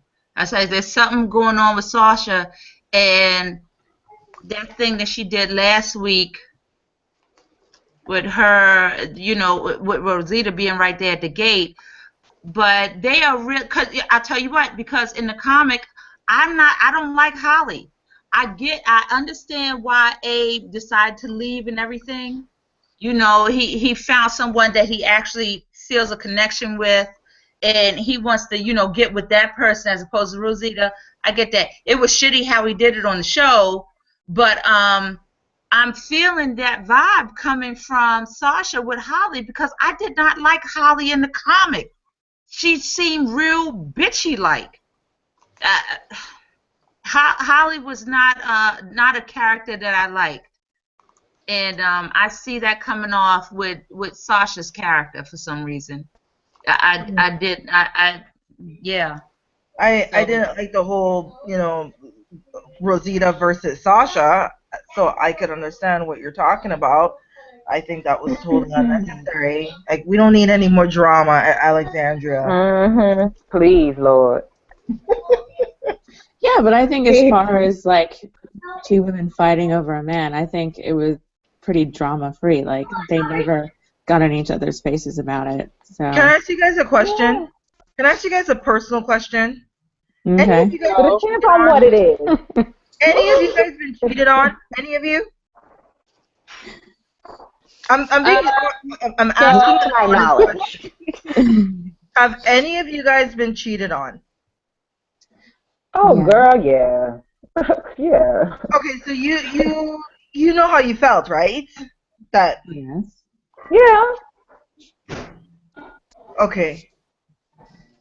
Where are you going with this? Where are you going? Yeah, I'm just saying. I mean, You can't just bring that up in the meeting. oh my God. And then just drop the mic, and okay, I made my point. Bam. That's so dark. Okay, You know? this is what I'm trying to say, and I said Please. this last week, and I like to watch our chats over again in case I say something wrong. I'll be like, oh damn, I was wrong here or something. Last week we brushed up on the whole Sasha, Abe, and Rosita thing and how they did what they did. I didn't appreciate the whole triangle thing. If he wanted to be with somebody else, he shouldn't. I mean, he pursued Sasha without Sasha even knowing that she was being pursued. And while he was sleeping with Rosita, he's thinking about Sasha. Yeah, that was gross, but that was on Abe. That wasn't Sasha. Yeah. It is on Abe. But to me, that's like an emotional affair right there. If Rosita kind of figured it out eventually, she would have known that, okay, Sasha was the love interest, but for how long? And are they doing anything? And I got the whole look that she gave them. She gave them a look. And I felt like, okay, we don't really need any of this Sasha versus Rosita bullshit because the Abe isn't even worth it. And I agree that Abe isn't worth it, but I don't think it what they did between Sasha and Rosita was that bad. Like they could have had cat fights and like, why are you taking my man? But none of that happened. But it was still an eye. It was still an eye. It was an eye, but it makes sense and because she was very short. She was short with Abe. She was short with Glenn when she got into the van. I mean, Rosita been short all her life. That's how she is. Yeah. She behaved better than I would have. So that was that particular story in season 6 was very believable to me because I could see a man doing something shitty like that. I could see a man being in a case of I thought you was the last woman on earth and I definitely want to have, sex. So I'm just going to go ahead and hold on to you. And then he find out, well, damn, I really like her. I didn't think I was going to come across another woman. I believe that aspect of it. What is the problem? Then he should have just come out and say it like that instead of being a dude. Man, well, come on. You just asked the question. Wait a minute, you just asked the question if anybody's ever been cheated on. To me, it was an emotional. It was like he is sleeping with Rosita, but he is thinking about another woman.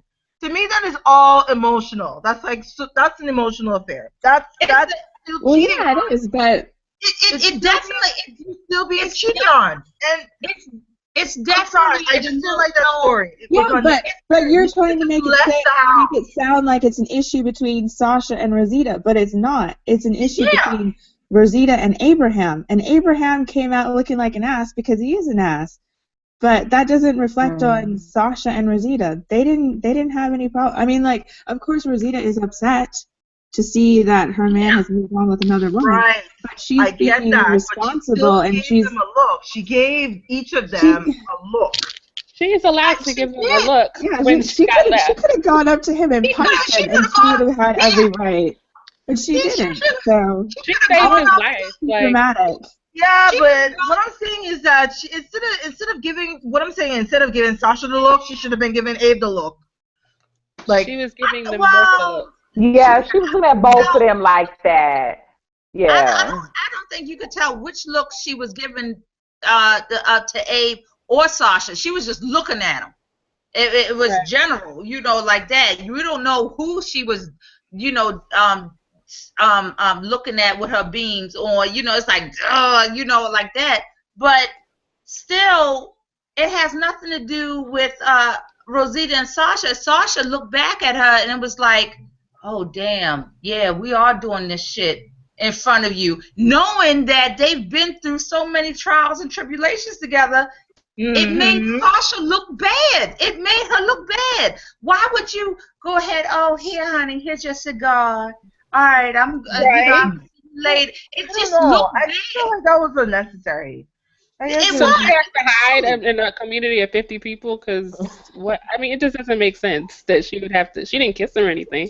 She just gave him a cigar and watched him. Just cigar, and it wasn't a oh baby. Like, it wasn't like if that. Rosita's mad about that, but she has a right to She was be. coy, and she gave him a cigar. No, it wasn't like that to me. She just gave him a cigar, but Rosita is the only one that knows thus far, as we could see, why Abe left her. Why Abe decided that I thought she was the only other woman on this earth, and there's another one, and she is actually seeing this other woman. She's How could she not? Like, their community is so small, she's gonna find out at some point.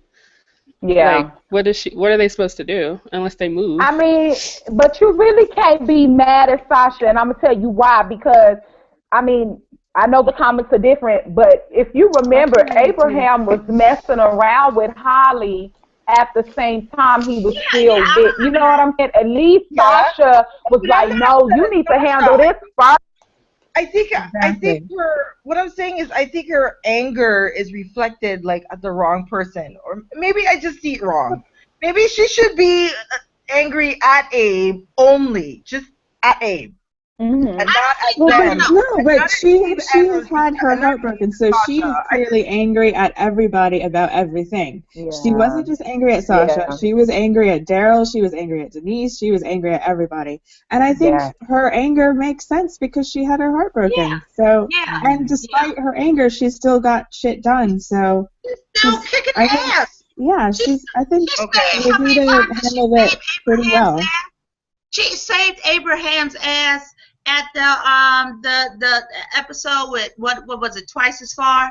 She saved that's what I would like for them to focus on when it comes to the females. It's like there's some kind of trope going on that females are just so broken up when their heart is broken. Yes, we are heartbroken when shit happens, but we know the compartments for that. When it comes time for life and death and shit need to go down, she knows that Abe is an essential part to this group.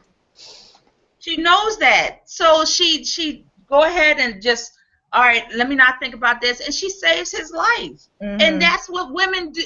That's what women do. Women don't just go ahead and let somebody die because, oh, I just hate this motherfucker so much. It's like, no, he broke my heart. But he's still essential to the group. I'm going to make sure to save him. And what do women do? We're going to work it out. We're going to work whatever the problem is out on our own. Now, she went and slept with Spencer, right? I don't know how good that was in comparison to Abe, but don't get me started on that one. But you know, it's like she slept with Spencer. I mean, I guess if you're getting it on a regular basis, you got a problem with not getting it on a regular basis, so you go ahead and sleep with the next guy or whoever is willing to do it. But still, nonetheless, I felt as though when she slept with Spencer, you're getting ready to do what just happened to you. And I'm just thinking of at least the women that I know, women don't do stuff like that. If your heart been broken, you're not out to go purposely break somebody else's heart. But maybe that's the women that I hang out with. Well, I don't think she purposely wants to break his heart. Yeah, I was saying I don't think that's what she's doing. I think she's using him as a distraction. And I think he was using her as a distraction as well. He's like, I don't have as well. Yeah. Yeah, and he was like, it doesn't matter either way. If you don't want me or you don't, I'm still gonna give you some of this good stuff. You know what I'm saying? So So I didn't really have a problem with Abraham leaving, Rosita for Sasha. It was fucked up how he did it, but that seems reasonable to me. I know that men do shit like that. men do shit like that, and there's no zombie apocalypse. So I can imagine that happening in the zombie apocalypse. But I don't want them to kill Rosita either. Rosita has more story. They don't give her a lot of story in the comic, but there's more story for her. They should write more story for her. Yeah, they need to write more story for all of the women, basically. Yeah, I agree. Now that I agree. Yeah, except Carol, but yeah, that's what I say. Except Carol. Carol needs all the way. Carol is just fine. I'm done. Yeah. I hate to say that because I like Carol's character so much, but I'm not liking where they're taking her because that doesn't seem believable to me. It just really doesn't. I don't believe that. Not for her. She just jump up and just leave all of a sudden, knowing that. So what is it? So when she goes wherever she's going, remember she was Where is driving. she going? She's going out to die because she's suicidal. That's all there is to it. Yeah, exactly. She was going to die. Yeah. And they won't let her die. That's the other thing. I hate saying that because I like Carol. She's the queen of the zombie apocalypse. You guys forget that. Oh my god! And you know what? She can't die. She is not. I like Carol so much, but now it's like, oh man, AMC, you are forcing me to be like, kill Carol already. You know, you're pushing me into that corner. And I like Carol. I like her. She is, because I like Carol because she was the first, like, I guess I would say female character that I liked, you know, as the show began, because I knew that after being with Ed, losing a child, I was like, no. I said, she's going to come back harder and stronger because that's what women do shit like that on the regular. I never liked her character. So. I knew that Carol was going to come back if they were smart. I did like her character in the beginning. I liked it, but now it's, yeah. It's overkill now. It's just like all the good stuff, and what really just turned me off was the whole Carol is the queen. You know who was the queen last night? Michonne was queen last night. She didn't show she stared down Negan. Yes. Whatsoever. To me, I was like, yes, bow down, bitches. It was great. It was amazing. Like mother, like son. Yes. Staring him down. They were like, "Whoo, you wait." While Rick was shitting himself. Them two was like, "Oh my god!" And I felt for him. I was like, I did. I was like, I don't like seeing Rick like this. No. When he knelt down and he just, and everybody looked like, if Rick is kneeling down, then we know we ain't getting out of this one. I was just like, oh my god. Yes. Oh, poor Rick. I wanted to squeeze his hands and be like, it's gonna be okay. Yes. So this kind of brings up an interesting question that I got on YouTube from Monique Hayes. So she says, do you think Rick's going to blame himself for this, and do you think that Richonne is going to separate for a while? And No. So yeah, she gonna need her more than ever. Separate. Yes. I do think it's kind of interesting that they had such different reactions to Negan. Like Rick completely lost it, and Michonne was she was like a queen. She was like standing up to him, and so I wonder if there is going to be some conflict between them, and I think it could be interesting. Well, remember, Michonne had already been in this situation before with the governor, and there's no telling what may have happened prior to her coming into the season. So Michonne is like, she is so badass, right? She was like, I ain't flinching because from the last time that she was in a situation like that, you had the claimers. Rick came, saved the day, and she was able to get out.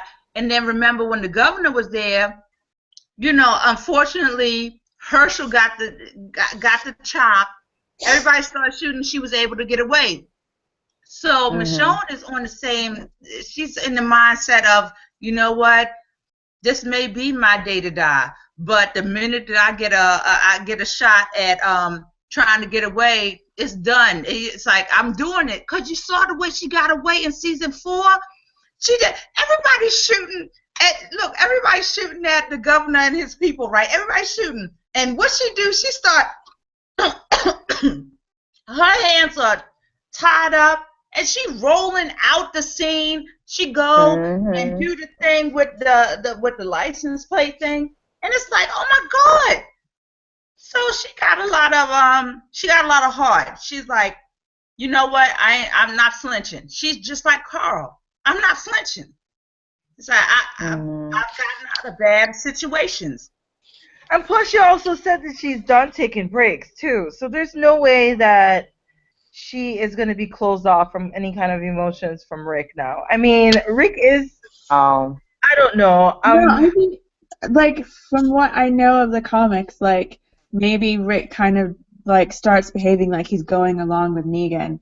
And I can see maybe, like, Michonne being upset and being like, no, we need to find a way to get rid of Negan. And then I think, like, he keeps, like, his real plans from Andrea, I guess. So I can kind of see, like, maybe Rick being the one to pull away because he thinks he needs to protect her or something stupid. But I just think it would be interesting for them to have some kind of conflict, because, like, whatever conflict they go through, we know they're going to get through it. But I can kind of see, like, them having different philosophies about how to deal with Negan. I think it would be, for me, well, I don't know, because Gimple's going to fuck this up and not have Carl have his arc. But I feel like it would be if Rick and Michonne were kind of like a united front, and maybe Carl is the dissenter. But I really don't feel like seeing Rick and Michonne go through anything, because people like to, like, feed off of that, and I just don't have time. I don't either. I think it's just going to make them stronger. I mean, they're human. I mean, and that's another thing about this whole, I'm sorry, Lainey, the whole cocky thing, because everyone looks to Rick because he is a natural leader. And, he's been keeping a lot of people alive during the seasons, granted, whatever. But, I mean, I could understand the whole on his knees, shoulder slunch, crestfalling, attitude, atmosphere, crying, because, I mean, it's like he failed. He felt like he failed his family. I'm thinking that he did fail, because remember, as they're all being lined up on their knees, sorry guys, while he's like looking around at everybody, he has to capitulate. He's like, oh damn, I've been telling everybody that we can do this, and we are outnumbered. I am like, he's in a state of shock. Even when Michonne comes out, because I was looking at that too, trying to see if there was going to be any kind of Richonne moment there, and it was just Michonne coming out was added to Daryl and Glenn coming out. He was just so shocked that, damn, they really got us bad. That it was that kind of acting that I saw in Andy's performance last night. It was like, because you remember at the beginning of the episode, his hair was dry. It was laid back. He was looking at Rick Grimes that everybody loved looking at, right? Yeah. Just had to bring that up, huh? As the episode progressed, his hair got wetter and wetter, and he looked worse and worse and worse. And by the time he got to Negan, he just looked broke. It looked like broken. Yeah, that's what it is. He felt like he failed his family, and you know what? He's gonna come out from it, and well, we know he is, but I'm just saying, in that moment, from the progression over the span of a couple of hours. Remember, this is the same day that happened last week. This is the same time, and this is a couple hours. He went from being calm. Remember at the beginning of the episode when Spencer was like, so what should I tell him? Should we try and make a deal? Said, oh no, tell him to wait until I come back. That is the cockiness I'm referring to. You know, it's like, really? You know that these people bash people heads in and stuff, because I'm sure Glenn told him. It's like, you know how these people are, but you're going to say some shit like that to Spencer. Go out there, it just seemed, that's why I'm saying he's cocky. Why would you give that message to Spencer, who's stupid enough to say, well, you just better wait until Rick Grimes come back. That's all I know. Just wait. It just seemed stupid. So when I'm saying, I actually like the line. I liked it. Yeah, But it's always going to be stupid in hindsight because they didn't know how big Negan's group was. They didn't know what they were going up against. But they know that they was big enough. They know that they was big enough and stealthy enough to shoot Denise through the head with an arrow. Nah. Dwight aim was bad. He said he was aiming it for somebody else. It doesn't matter. All I know is that there should be some kind of debriefing every time you go out. And I can imagine Daryl coming in, doing a debriefing with Rick. Yeah, they shot Denise through the eye. And Guy said that they've been watching us and all of these kinds of things. And that still doesn't deter you? That still doesn't make... What else were they going to do? Maggie needed to go to Hilltop, so he had to take her to Hilltop. Had to go? All of them had to go to Hilltop. All of them? They wanted to go because they knew that they would be going up against the Saviors. They needed a big lineup. I don't know. I agree. I don't see why everyone had to go, but yeah, that just seemed ridiculous. It was ridiculous. Can we also squash the whole? Is Michonne going to get the end? Because I feel like we talk about it every week, and we always have the same answer. I thought we did. Oh, did we talk about that? I'm sorry, because I walked away. Yeah, we did. Did you miss it? I'm sorry. I guess I did. Yeah, but I think I'm just gonna agree with you guys and say that needs to be squashed. Yeah, we'll squash it every time it comes up. I didn't even know that was something that comes up. Yeah, it's been coming up like every week. That on the every week it's been coming up, and they've been talking about it in online. You know, not safe, this, that. I'm like, oh God, please. I find it hard to imagine they would get rid of somebody who was getting ready to be nominated for a Tony Award. None of their characters, you have Melissa McBride, she's won some awards, but they weren't high profile awards like the one Denia's getting ready to come up for with the Tonys and everything, and she's getting all these. Why would you not capitulate to what she won? It's like you have this show where you did a shitty ass cliffhanger, and then all of a sudden you're not going to give the person the person that is doing work outside of Walking Dead, who's getting all these accolades and everything, you're not going to give her what she wants? That would make them the cheapest network, or that just doesn't make any sense to me. Why would you get rid of her? Why? It doesn't make any business sense, but I can't say that I understand any of their decisions. Right. You know what? It all comes down to coming from the very top. It's like where was it that I read that Gimple didn't want the cliffhanger, but Kirkman wanted the cliffhanger, and I can see them going higher up and being like, oh yeah, let's do this cliffhanger. I mean, we're gonna bring the ratings and the money and the merchandise and the memorabilia and all that stuff. I don't think so. I think that's gonna blow. I think it's gonna blow up in their face. People are still heated about it. Yeah. Right. And they even talked about it on The Talking Dead. They said it on The Talking Dead. And why didn't they learn anything from Glengate? Yeah. Right. Oh my God. Oh my goodness. Did you not learn from that? Oh God. Well, I guess they thought what they did with Daryl by adding that you'll be all right was them learning from Glengate, but this is the same thing. You are toying with your viewers for for more viewers, and it's not working. It's stupid. It's not. I think the one good thing about this, though, is that whenever something really bad and they get really bad reviews happen, they always come out and they say, oh, by the way, we're doing this. So they might tell us more about the kingdom. Well, how about they give me, oh, by the way, this is who got the bag. Give me a photo. Yeah, this is who got the bag. They have nothing else in their arsenal. You know what? You know what I was thinking, guys? I was thinking that if it's enough backlash regarding the way the season finale ended, they would put the kill on the DVD. Do you know their sales would go through the roof behind that? It would go through the roof. People would be like, "Oh, they killed." And the writers haven't even decided, or they hadn't decided who was gonna die when they filmed that scene. No, that's fine, but you're getting so much backlash behind not deciding who's going to die.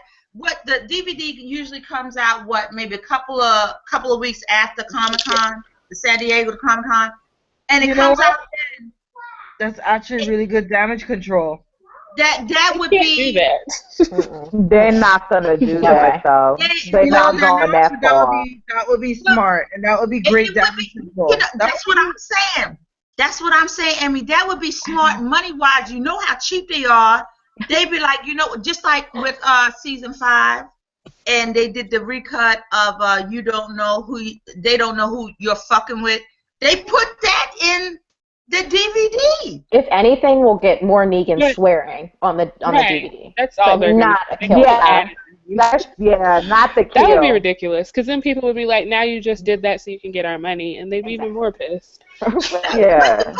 But they don't. But clearly they don't care. They did that shit last night. They don't care. They looking for the money, and that shit they did last night only heightened up their PR. Whatever it was, they wanted everybody talking about that episode last night. So clearly they're only focused on people talking about the Talking Dead. I guess it's like free PR or free marketing or something, because everybody. Do y'all know that they had a hashtag going on Twitter last night? Fire Gimple. Did y'all see that? I did not. Oh, no. All right. So when the chat is over, go to Twitter and hashtag Fire Gimple. They had people wanting to fire. They was putting all these things in there about Fire Gimple, Fire Gimple, Fire. I was like, oh shit. And then no, I don't want them to fire Gimple. No, Gimple is pro Richonne. Who the hell are they gonna get? I'm telling you, go to. They're not gonna fire Gimple. I gotta try and. If you go to Twitter now, put in hashtag Fire Gimple, it will come up. It's a whole slew of shit. Then you had oh my god. Gimple ain't going nowhere, y'all. He ain't going nowhere. They had somebody put on Tumblr earlier this morning. They had petition, some kind of petition to petition Gimple, AMC to fire Gimple. I'm not lying. Go look at my dash on Tumblr. Somebody put up a petition to have AMC fire Gimple. How many people have signed it? Yeah, how many people have? Yeah.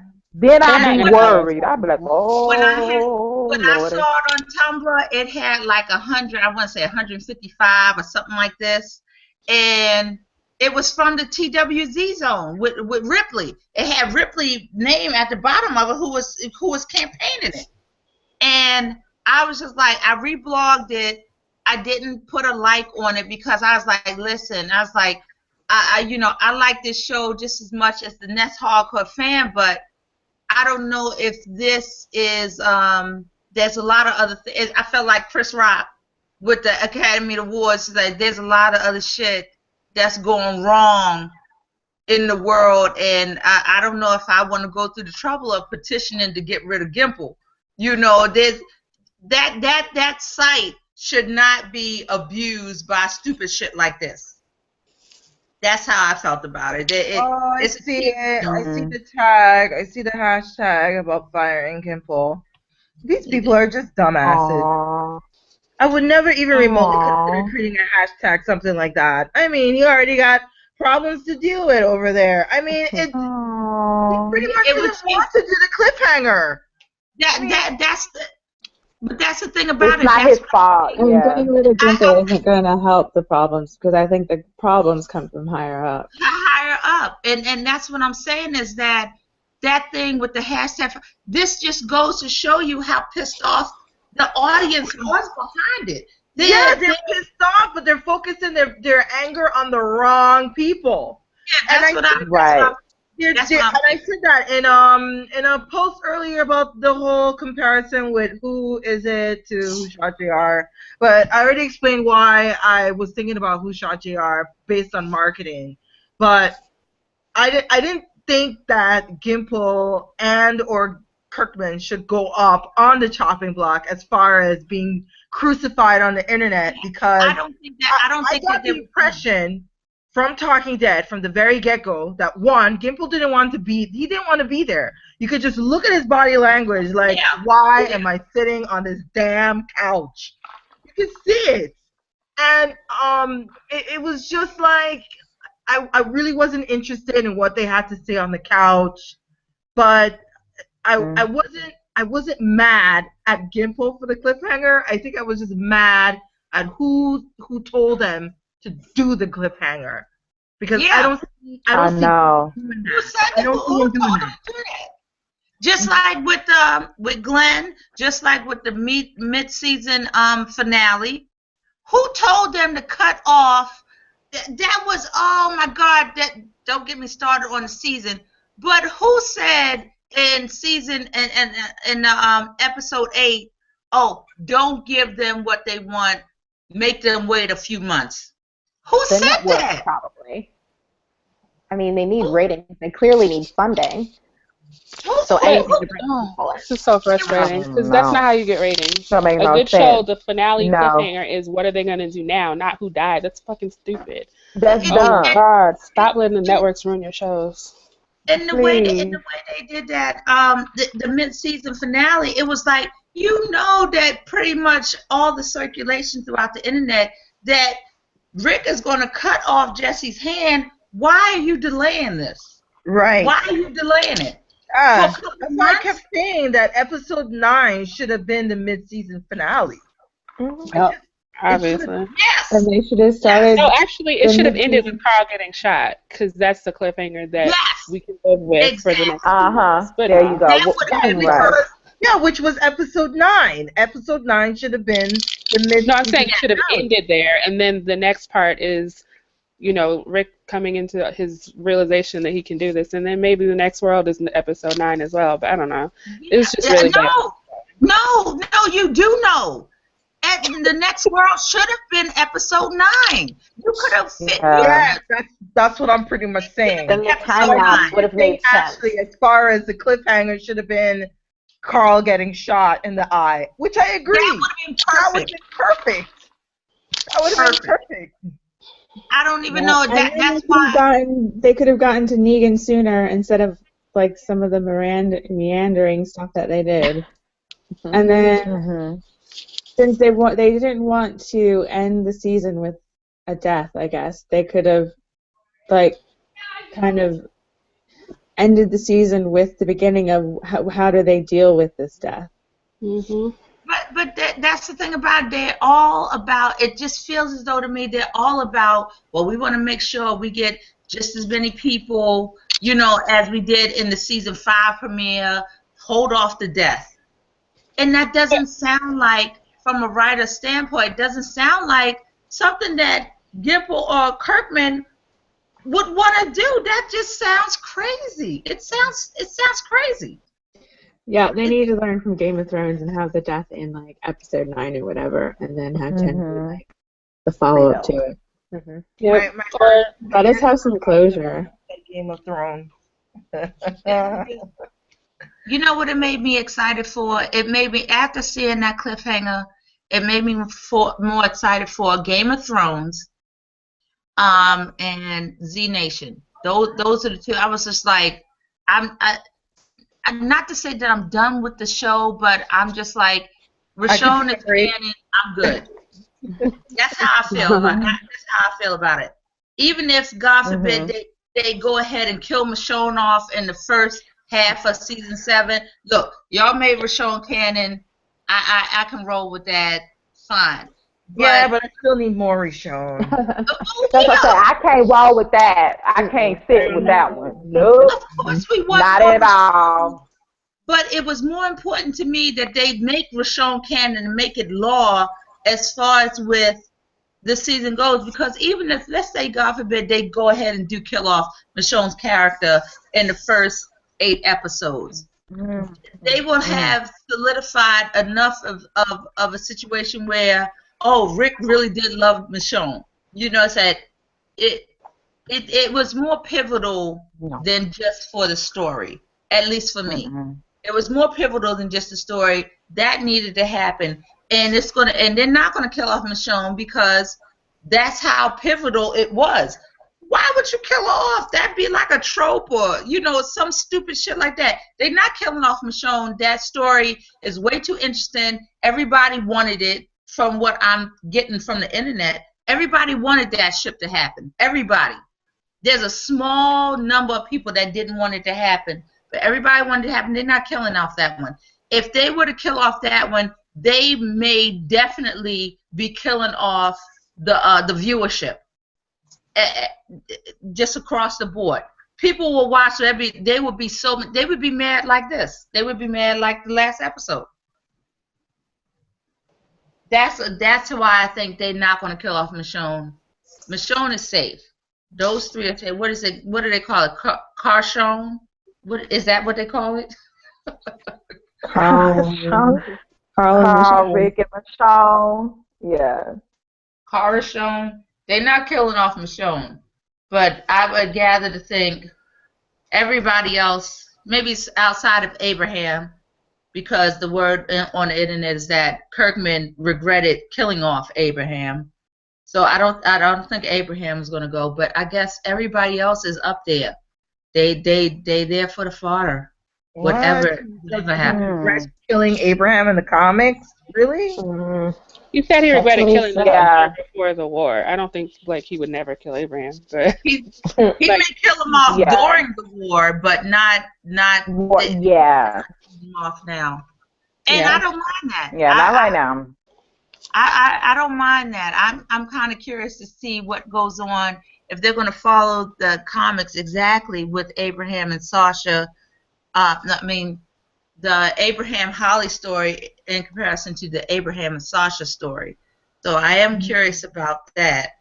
But Abraham is safe, but I don't know about everybody else. I hope they keep Rosita. I really do. And I hope they keep Aaron. Glenn is like, I don't know. I'm saying all these things, but you know what? I really just want somebody to die. Now I hate saying that. I need a couple of people to go. Now, I don't need to say who. Y'all already know who I want to go. I don't want anybody. I want somebody to die, and that's not to say that that the show is no good without somebody dying. But I just feel like it's not believable. That's exactly it, Tennille. It's not believable. Carol, I don't know where they're going with her story, but already I'm like, I'm ready. Carol don't have no more story for me. Daryl, same thing. Carol got shot in the leg, shot in the arm. Come on. I don't know with Daryl, but I'm sort of feeling like I'm ready for Daryl to go too. Y'all just repeating the same shit with those 2 characters, and I know that those are their cash cows, quote unquote. But you don't have good enough writers to write interesting stories for these 2 characters. You fucked up.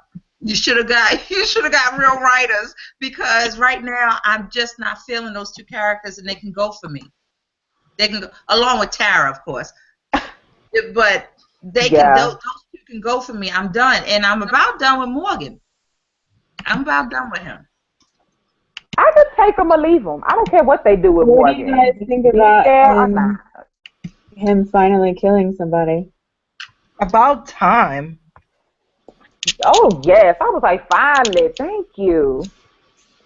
It wasn't. I don't know. I Yeah, was but I really mean, excited for his introduction again, and then I don't know. It's like they did something wrong. He did everything wrong. I don't know. I don't know. I was excited for his return. I was excited, and then they just did something, and like all lives are So, precious. oh, Okay. yeah. what do you guys think we're going to see in the trailer since we don't know who's going to die? Or Carol Girl, and Morgan nothing. at the kingdom. Yeah, at the See Tara kingdom. and That's it. road trip. That would be great. No, that would suck. So, that's probably what they're gonna do. I can't even brainstorm They on can't what they show would do anything. with Like it's that gonna be trailer. Yeah, Negan swinging his Yeah, bat. it's gonna be Carol and Morgan. yeah, that's it. Do we know who those characters were who were wearing the body armor with the horses? They're from the kingdom. Third for the kingdom. But we don't know their names. Oh, I don't know. No, I don't know anybody from the kingdom besides Ezekiel. I know, right?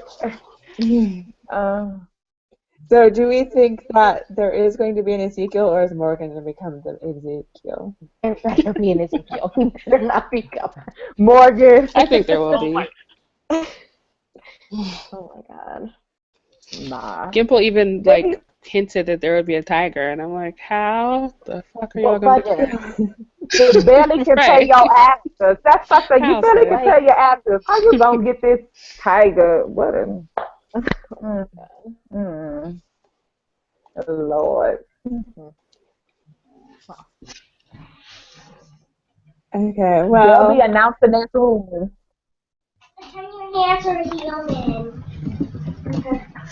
it's getting kind of late, so like we have another question from Rose, so why don't we let this be the last one?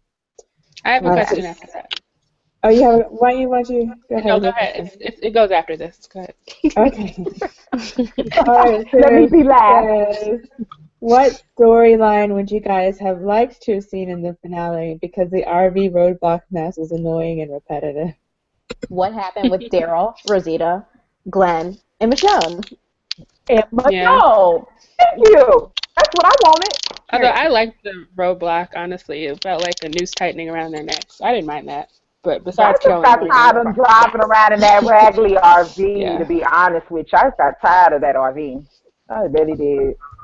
Yeah, I think I kind of answered it before, but I think like instead of the last episode being the last episode, like it could have been the episode before the last episode, and then we could have gotten some closure on who died and maybe some stuff that we can like wonder about what will happen in the next season.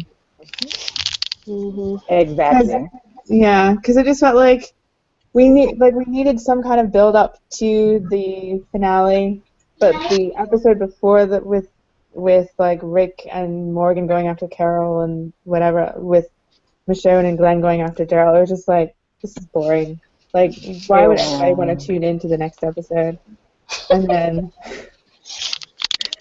then having, I mean, I've always been okay with people not dying, so I'm okay with not knowing who's dead yet, even though we know we'll find out soon. So that's how I feel. I'm a little sidetracked, you guys. I just found this whole fire Gimple thing on Tumblr and Twitter. And you guys need to read some of the nonsense that some of these people are saying. It's like, does anybody not work for people in this world anymore? Like, I don't know. I don't think that it's. I don't think it's Gimple. Yeah. There shouldn't even be a fire He'll Gimple. be fine. He's not going anywhere. He's good. He's not going anywhere. He'll be Don't even worry fine. about him. He's fine. If they were going to do anything, they would have done it seasons ago, like they did with Darabont and Mazzara, so he's fine. Right. Yeah. So Yeah, he's but good. I mean, people are just so, I don't know. Can I say juvenile? Yeah. Yeah, sure. Yeah, but there were some episodes back in 6A where I was like, if Gimple were gone, I would be okay. And I agree. I was with we were saying that. We were saying that not too long ago with 6A. Oh, Gimple, what are you doing? Oh, we need to get rid of him. What happened to such and such and such and such? I've been there. I was like, I called him a magician because of his illusions, because he liked to pull out these things and never give the answer to nothing. Just keeps people guessing. But I mean, who in that crew would do better writing? They all work under him, and he answers to someone else. It's just they only, oh my God, they just need to look at the bigger picture. But I will say his writing was better to me when he was not the showrunner. I will say that. And I'm going to leave it at that. That's just my opinion. I mean, come on, let's look at some of the episodes when Sophia was in the barn. That was like great. You know, that was the cliffhanger. You know? But that wasn't Gimple. It was a good cliffhanger. They could have, you know. Gimple did write that episode. That was Gimple. Yes, it was. I thought that it was Gimple. That was Gimple. That Darabont was there, but Gimple was the one before he became showrunner that wrote that episode. That was him.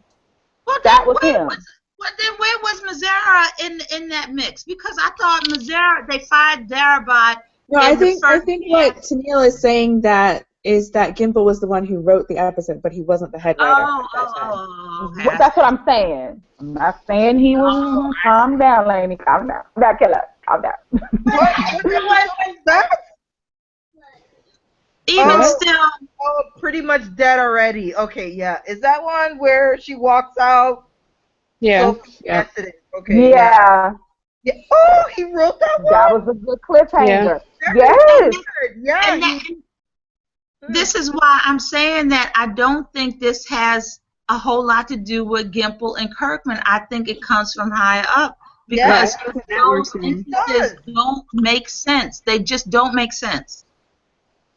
If that was the case, then when the episode with Sophia coming out the barn, well, then just take that scene of her coming out the barn and put it in that what was it, 2-9? You know, put it in the episode, you know, for the mid-season premiere. It doesn't make sense. Don't make sense. All of it. Well, what can we do? Complain. Ashley, what was going to be your question? What was going to be your question, Ashley? What were you going to ask? Yeah, we want to know. What's your question? Oh, I can't hear some of y'all. I'm so sleepy. My question was, what was my question? Oh, so since this is obviously our last chat for season 6, I was wondering if you guys would like to do, like, meet up, like, once a month or twice a month or something to watch, like, past Richonne episodes, or discuss, rather. I would like that, because I'll be missing y'all. Watch the episode, like, on Rabbit or something, or, like, do a chat about it after we watch it? I meant, like, a chat about, like, what we do now, basically. Oh, okay. Or whatever news is in the media, if there's any. Yeah, well, we'll definitely do one for SDCC. And then, like, if you guys want to do some other ones, then just let me know when is a good time for you and what you want to do. Okay. Ash, should we send you our questions for San Diego Comic-Con? Yeah, that's a good idea, because right now I just want to get up there and embarrass somebody. So. You need to ask them about whether or not Rick knows that Michonne had a baby. Oh, my God, yeah. That is my question. Yes, that is the question. We'll see how the summer number goes. one. Yeah, the question of all other questions, I'm sure. We want to know, will he find out that this girl had a baby? Oh, now. Yep. Cool.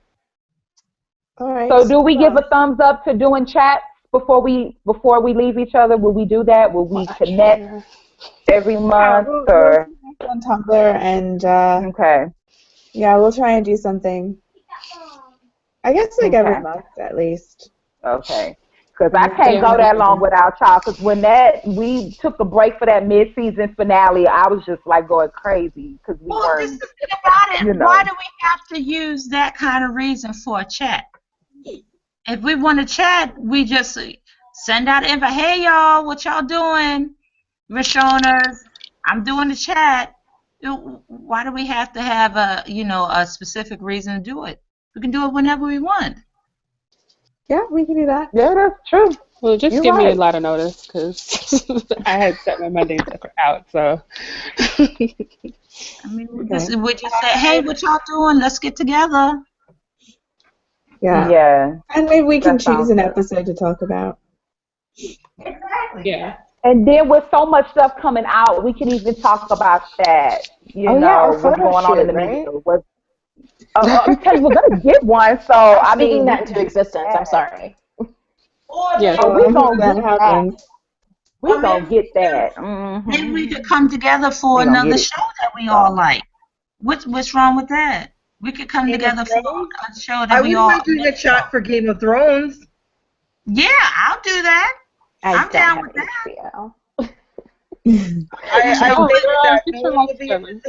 I'll find a way to watch it.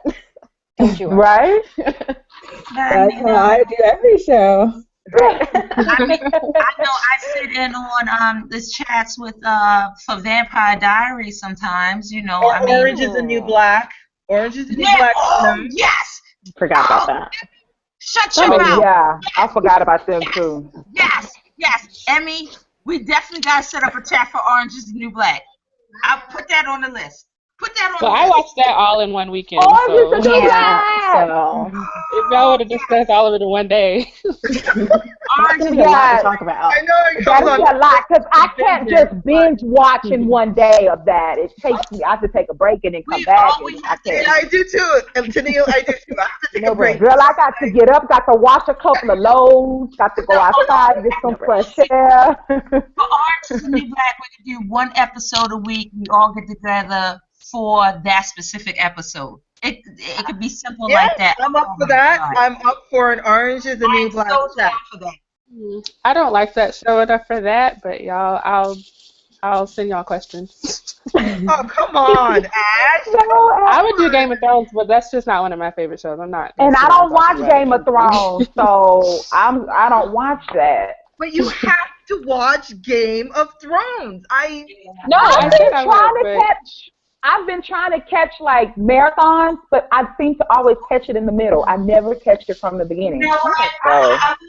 I'm going to agree with Emmy because I wasn't watching the show when it first came on, but I actually binge watched it over the course of, I want to say, 3 or 4 weeks, and it's good. And I'm not even I don't even like There's so much plotting. You have the Lannisters and the Baratheons. You have. I wasn't even a fan of that kind of show because it takes so much fantasy. It's so much fantasy, and I like my shows that have some kind of revelation. I'm going down this list. I mean, the cast is phenomenal. It's amazing. I mean, and then you're trying to keep track of who killed who and what. Oh my God. And then you have the children that was born like that doesn't have a name. Emmy, and all the thing of you know why everybody on this chat needs to watch Game of Thrones, because watch how real writers work. This is the difference. Okay. I agree with that. I can't. We got some. I read the books. Yeah. If you see, I read the books. I don't think the writing is that good on the show. They only give them 8 episodes, right? 8 episodes a season. It's 10. Oh, is it 10? I'm sorry. And it's amazing. It's amazing. It's so beautiful. They have a lot more to work with, though. Like, they have hundreds of pages of books and not comics. But you know, they also have partners, too. They have partners, and they have a big team. And they don't have commercials. They don't have commercials either. Ooh. So you're not trying to cram any, you know. I think it does help that they have, like, it's like 47, maybe 50, 55. It doesn't. Yeah, they have a lot to cram in an episode. But the plot lines, the So, way they weave the story is so good. It's good. It makes sense. All of it makes sense. And when you watch it, and then you'll go back for season 7 of Walking Dead, you're gonna be like, God damn, y'all really just go. well, I already know that the Walking Dead writing is horrible because there's other shows that I watch and I feel like the writing is a hell of a lot better than the Walking Dead. You know what I'm saying? I already know that. You ain't got to sell me on that one. I already know. Okay. Well, I don't know if I can say If that you guys the have Game of any Thrones questions writing is on better. Game of Thrones, you know, just ask. I'll be more than willing to answer. I'll give you spoilers if you need. I know what's going on with Game of Thrones. I've read the books. I know everything about it. It's just I can't agree that the writing is better. I think they have too many problems with sexism and rape and other things, gosh, violence, graphic violence. Like, no, it's not better. It's just different. Oh, are you older rape? Right. Well, you know what? To be honest, I didn't watch that. I didn't watch the rape. Which I one? fast forward. No, I fast forward. I didn't I didn't like Ramsey Bolton. So any scene that had him in it, I just fast forward. So I'm clueless what kind of agenda he had. So I may have read it. I only read two of the books. So I didn't watch it. I didn't watch the rape. Yeah. So, yeah, I'm not sure what other show we could talk about, but I never read any of the books. Well, But, there's Vikings. Archer is back. I don't watch Archer. I don't watch Vikings. What are you talking That's about? why I say, girl, I don't. I don't know none of that right there. Archer is crazy. He's crazy. He's crazy, but I love watching Archer. But that's what I'm watching. I'm watching Archer, Vikings, Grey's Anatomy. Oh, The Catch! Anybody catching The Catch? No, I'm not dealing with that. no, but I am watching Vikings, and I love Vikings. I love some Vikings too. Oh. Yeah, I don't watch I would love to get in on the chat with that. Black Sails. Anyone has seen Black Sails? I've heard a lot of stuff. I don't watch that either. Yeah, I don't. The Walking Dead is kind of I'm not really into that medieval type. Or I don't have time to watch anything else. Exactly. And then the other things I do watch is like it's for fun. I don't have to think about it deeply. Right. Like I watch the Mindy Project or Broad City or. I like the New Girl. So I like stuff like that. I like Grandfathered. I just like stuff like that. Modern Family, Blackish. That's the type of stuff. Yeah. It's 30 minutes. It doesn't take up my whole time. It's great. That's the type of TV I like. No, I try to watch as much as I possibly can. But it's all recorded, so I'll just binge it. And see, I had to let go of a lot of stuff. I don't even watch How to Get Away with Murder no more. But I lost or Scandal. I had to let those go. I've let them both of those go because I'm just tired of it. It give me a headache. Especially How to Get Away with Murder. I'm like, I can't deal with her no more. What else is she gonna pull out her skeletons in her closet? I can't. I can't. Yes. Probably Shonda. Okay, I'm gonna leave it alone. I'm gonna leave it alone. We don't want to go on that. Let's not go into that. No. It's the night. It's okay. You're among friends. You're among friends. Who are you referring to? Are you talking about Shonda Rhimes? I'm talking about Annalise. Oh, it's just too much for me. You know, it's back and forth and forward and back and It's just that she just defends killers. Her hands is the only one that's clean. She's never killed anybody. Yeah, that sounds like a ringing endorsement. A show about people who kill people. It's We're just spoiling every show.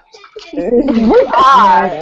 Oh, God. You know what? You guys were being negative. Can we be positive? Stop being negative. We gotta be positive. Be positive. Well, I'm up for Orange is the New Black. I'm really anticipating that. That's my next one. It's just a binge watching thing. Well, I think our plan should just be we'll do Richonne centric episodes, and we'll talk about that, and then we'll talk about SCCC, and we'll talk about the trailer, and then like whatever else information we get. And if you guys just want to chat about other things, then let me know on Tumblr, and then we can decide something. Okay? Yeah. All right. Yes. I agree. All right. All right, guys. Okay, I'm going to bed. Bye, guys. Yeah, bye, guys. See you next time. Episode of Bye. season 6. So see you Bye. next time. Have a good night. Have a Okay, good guys. morning. Take care, Have a guys. good summer Bye. if you're not coming back. Bye. Bye.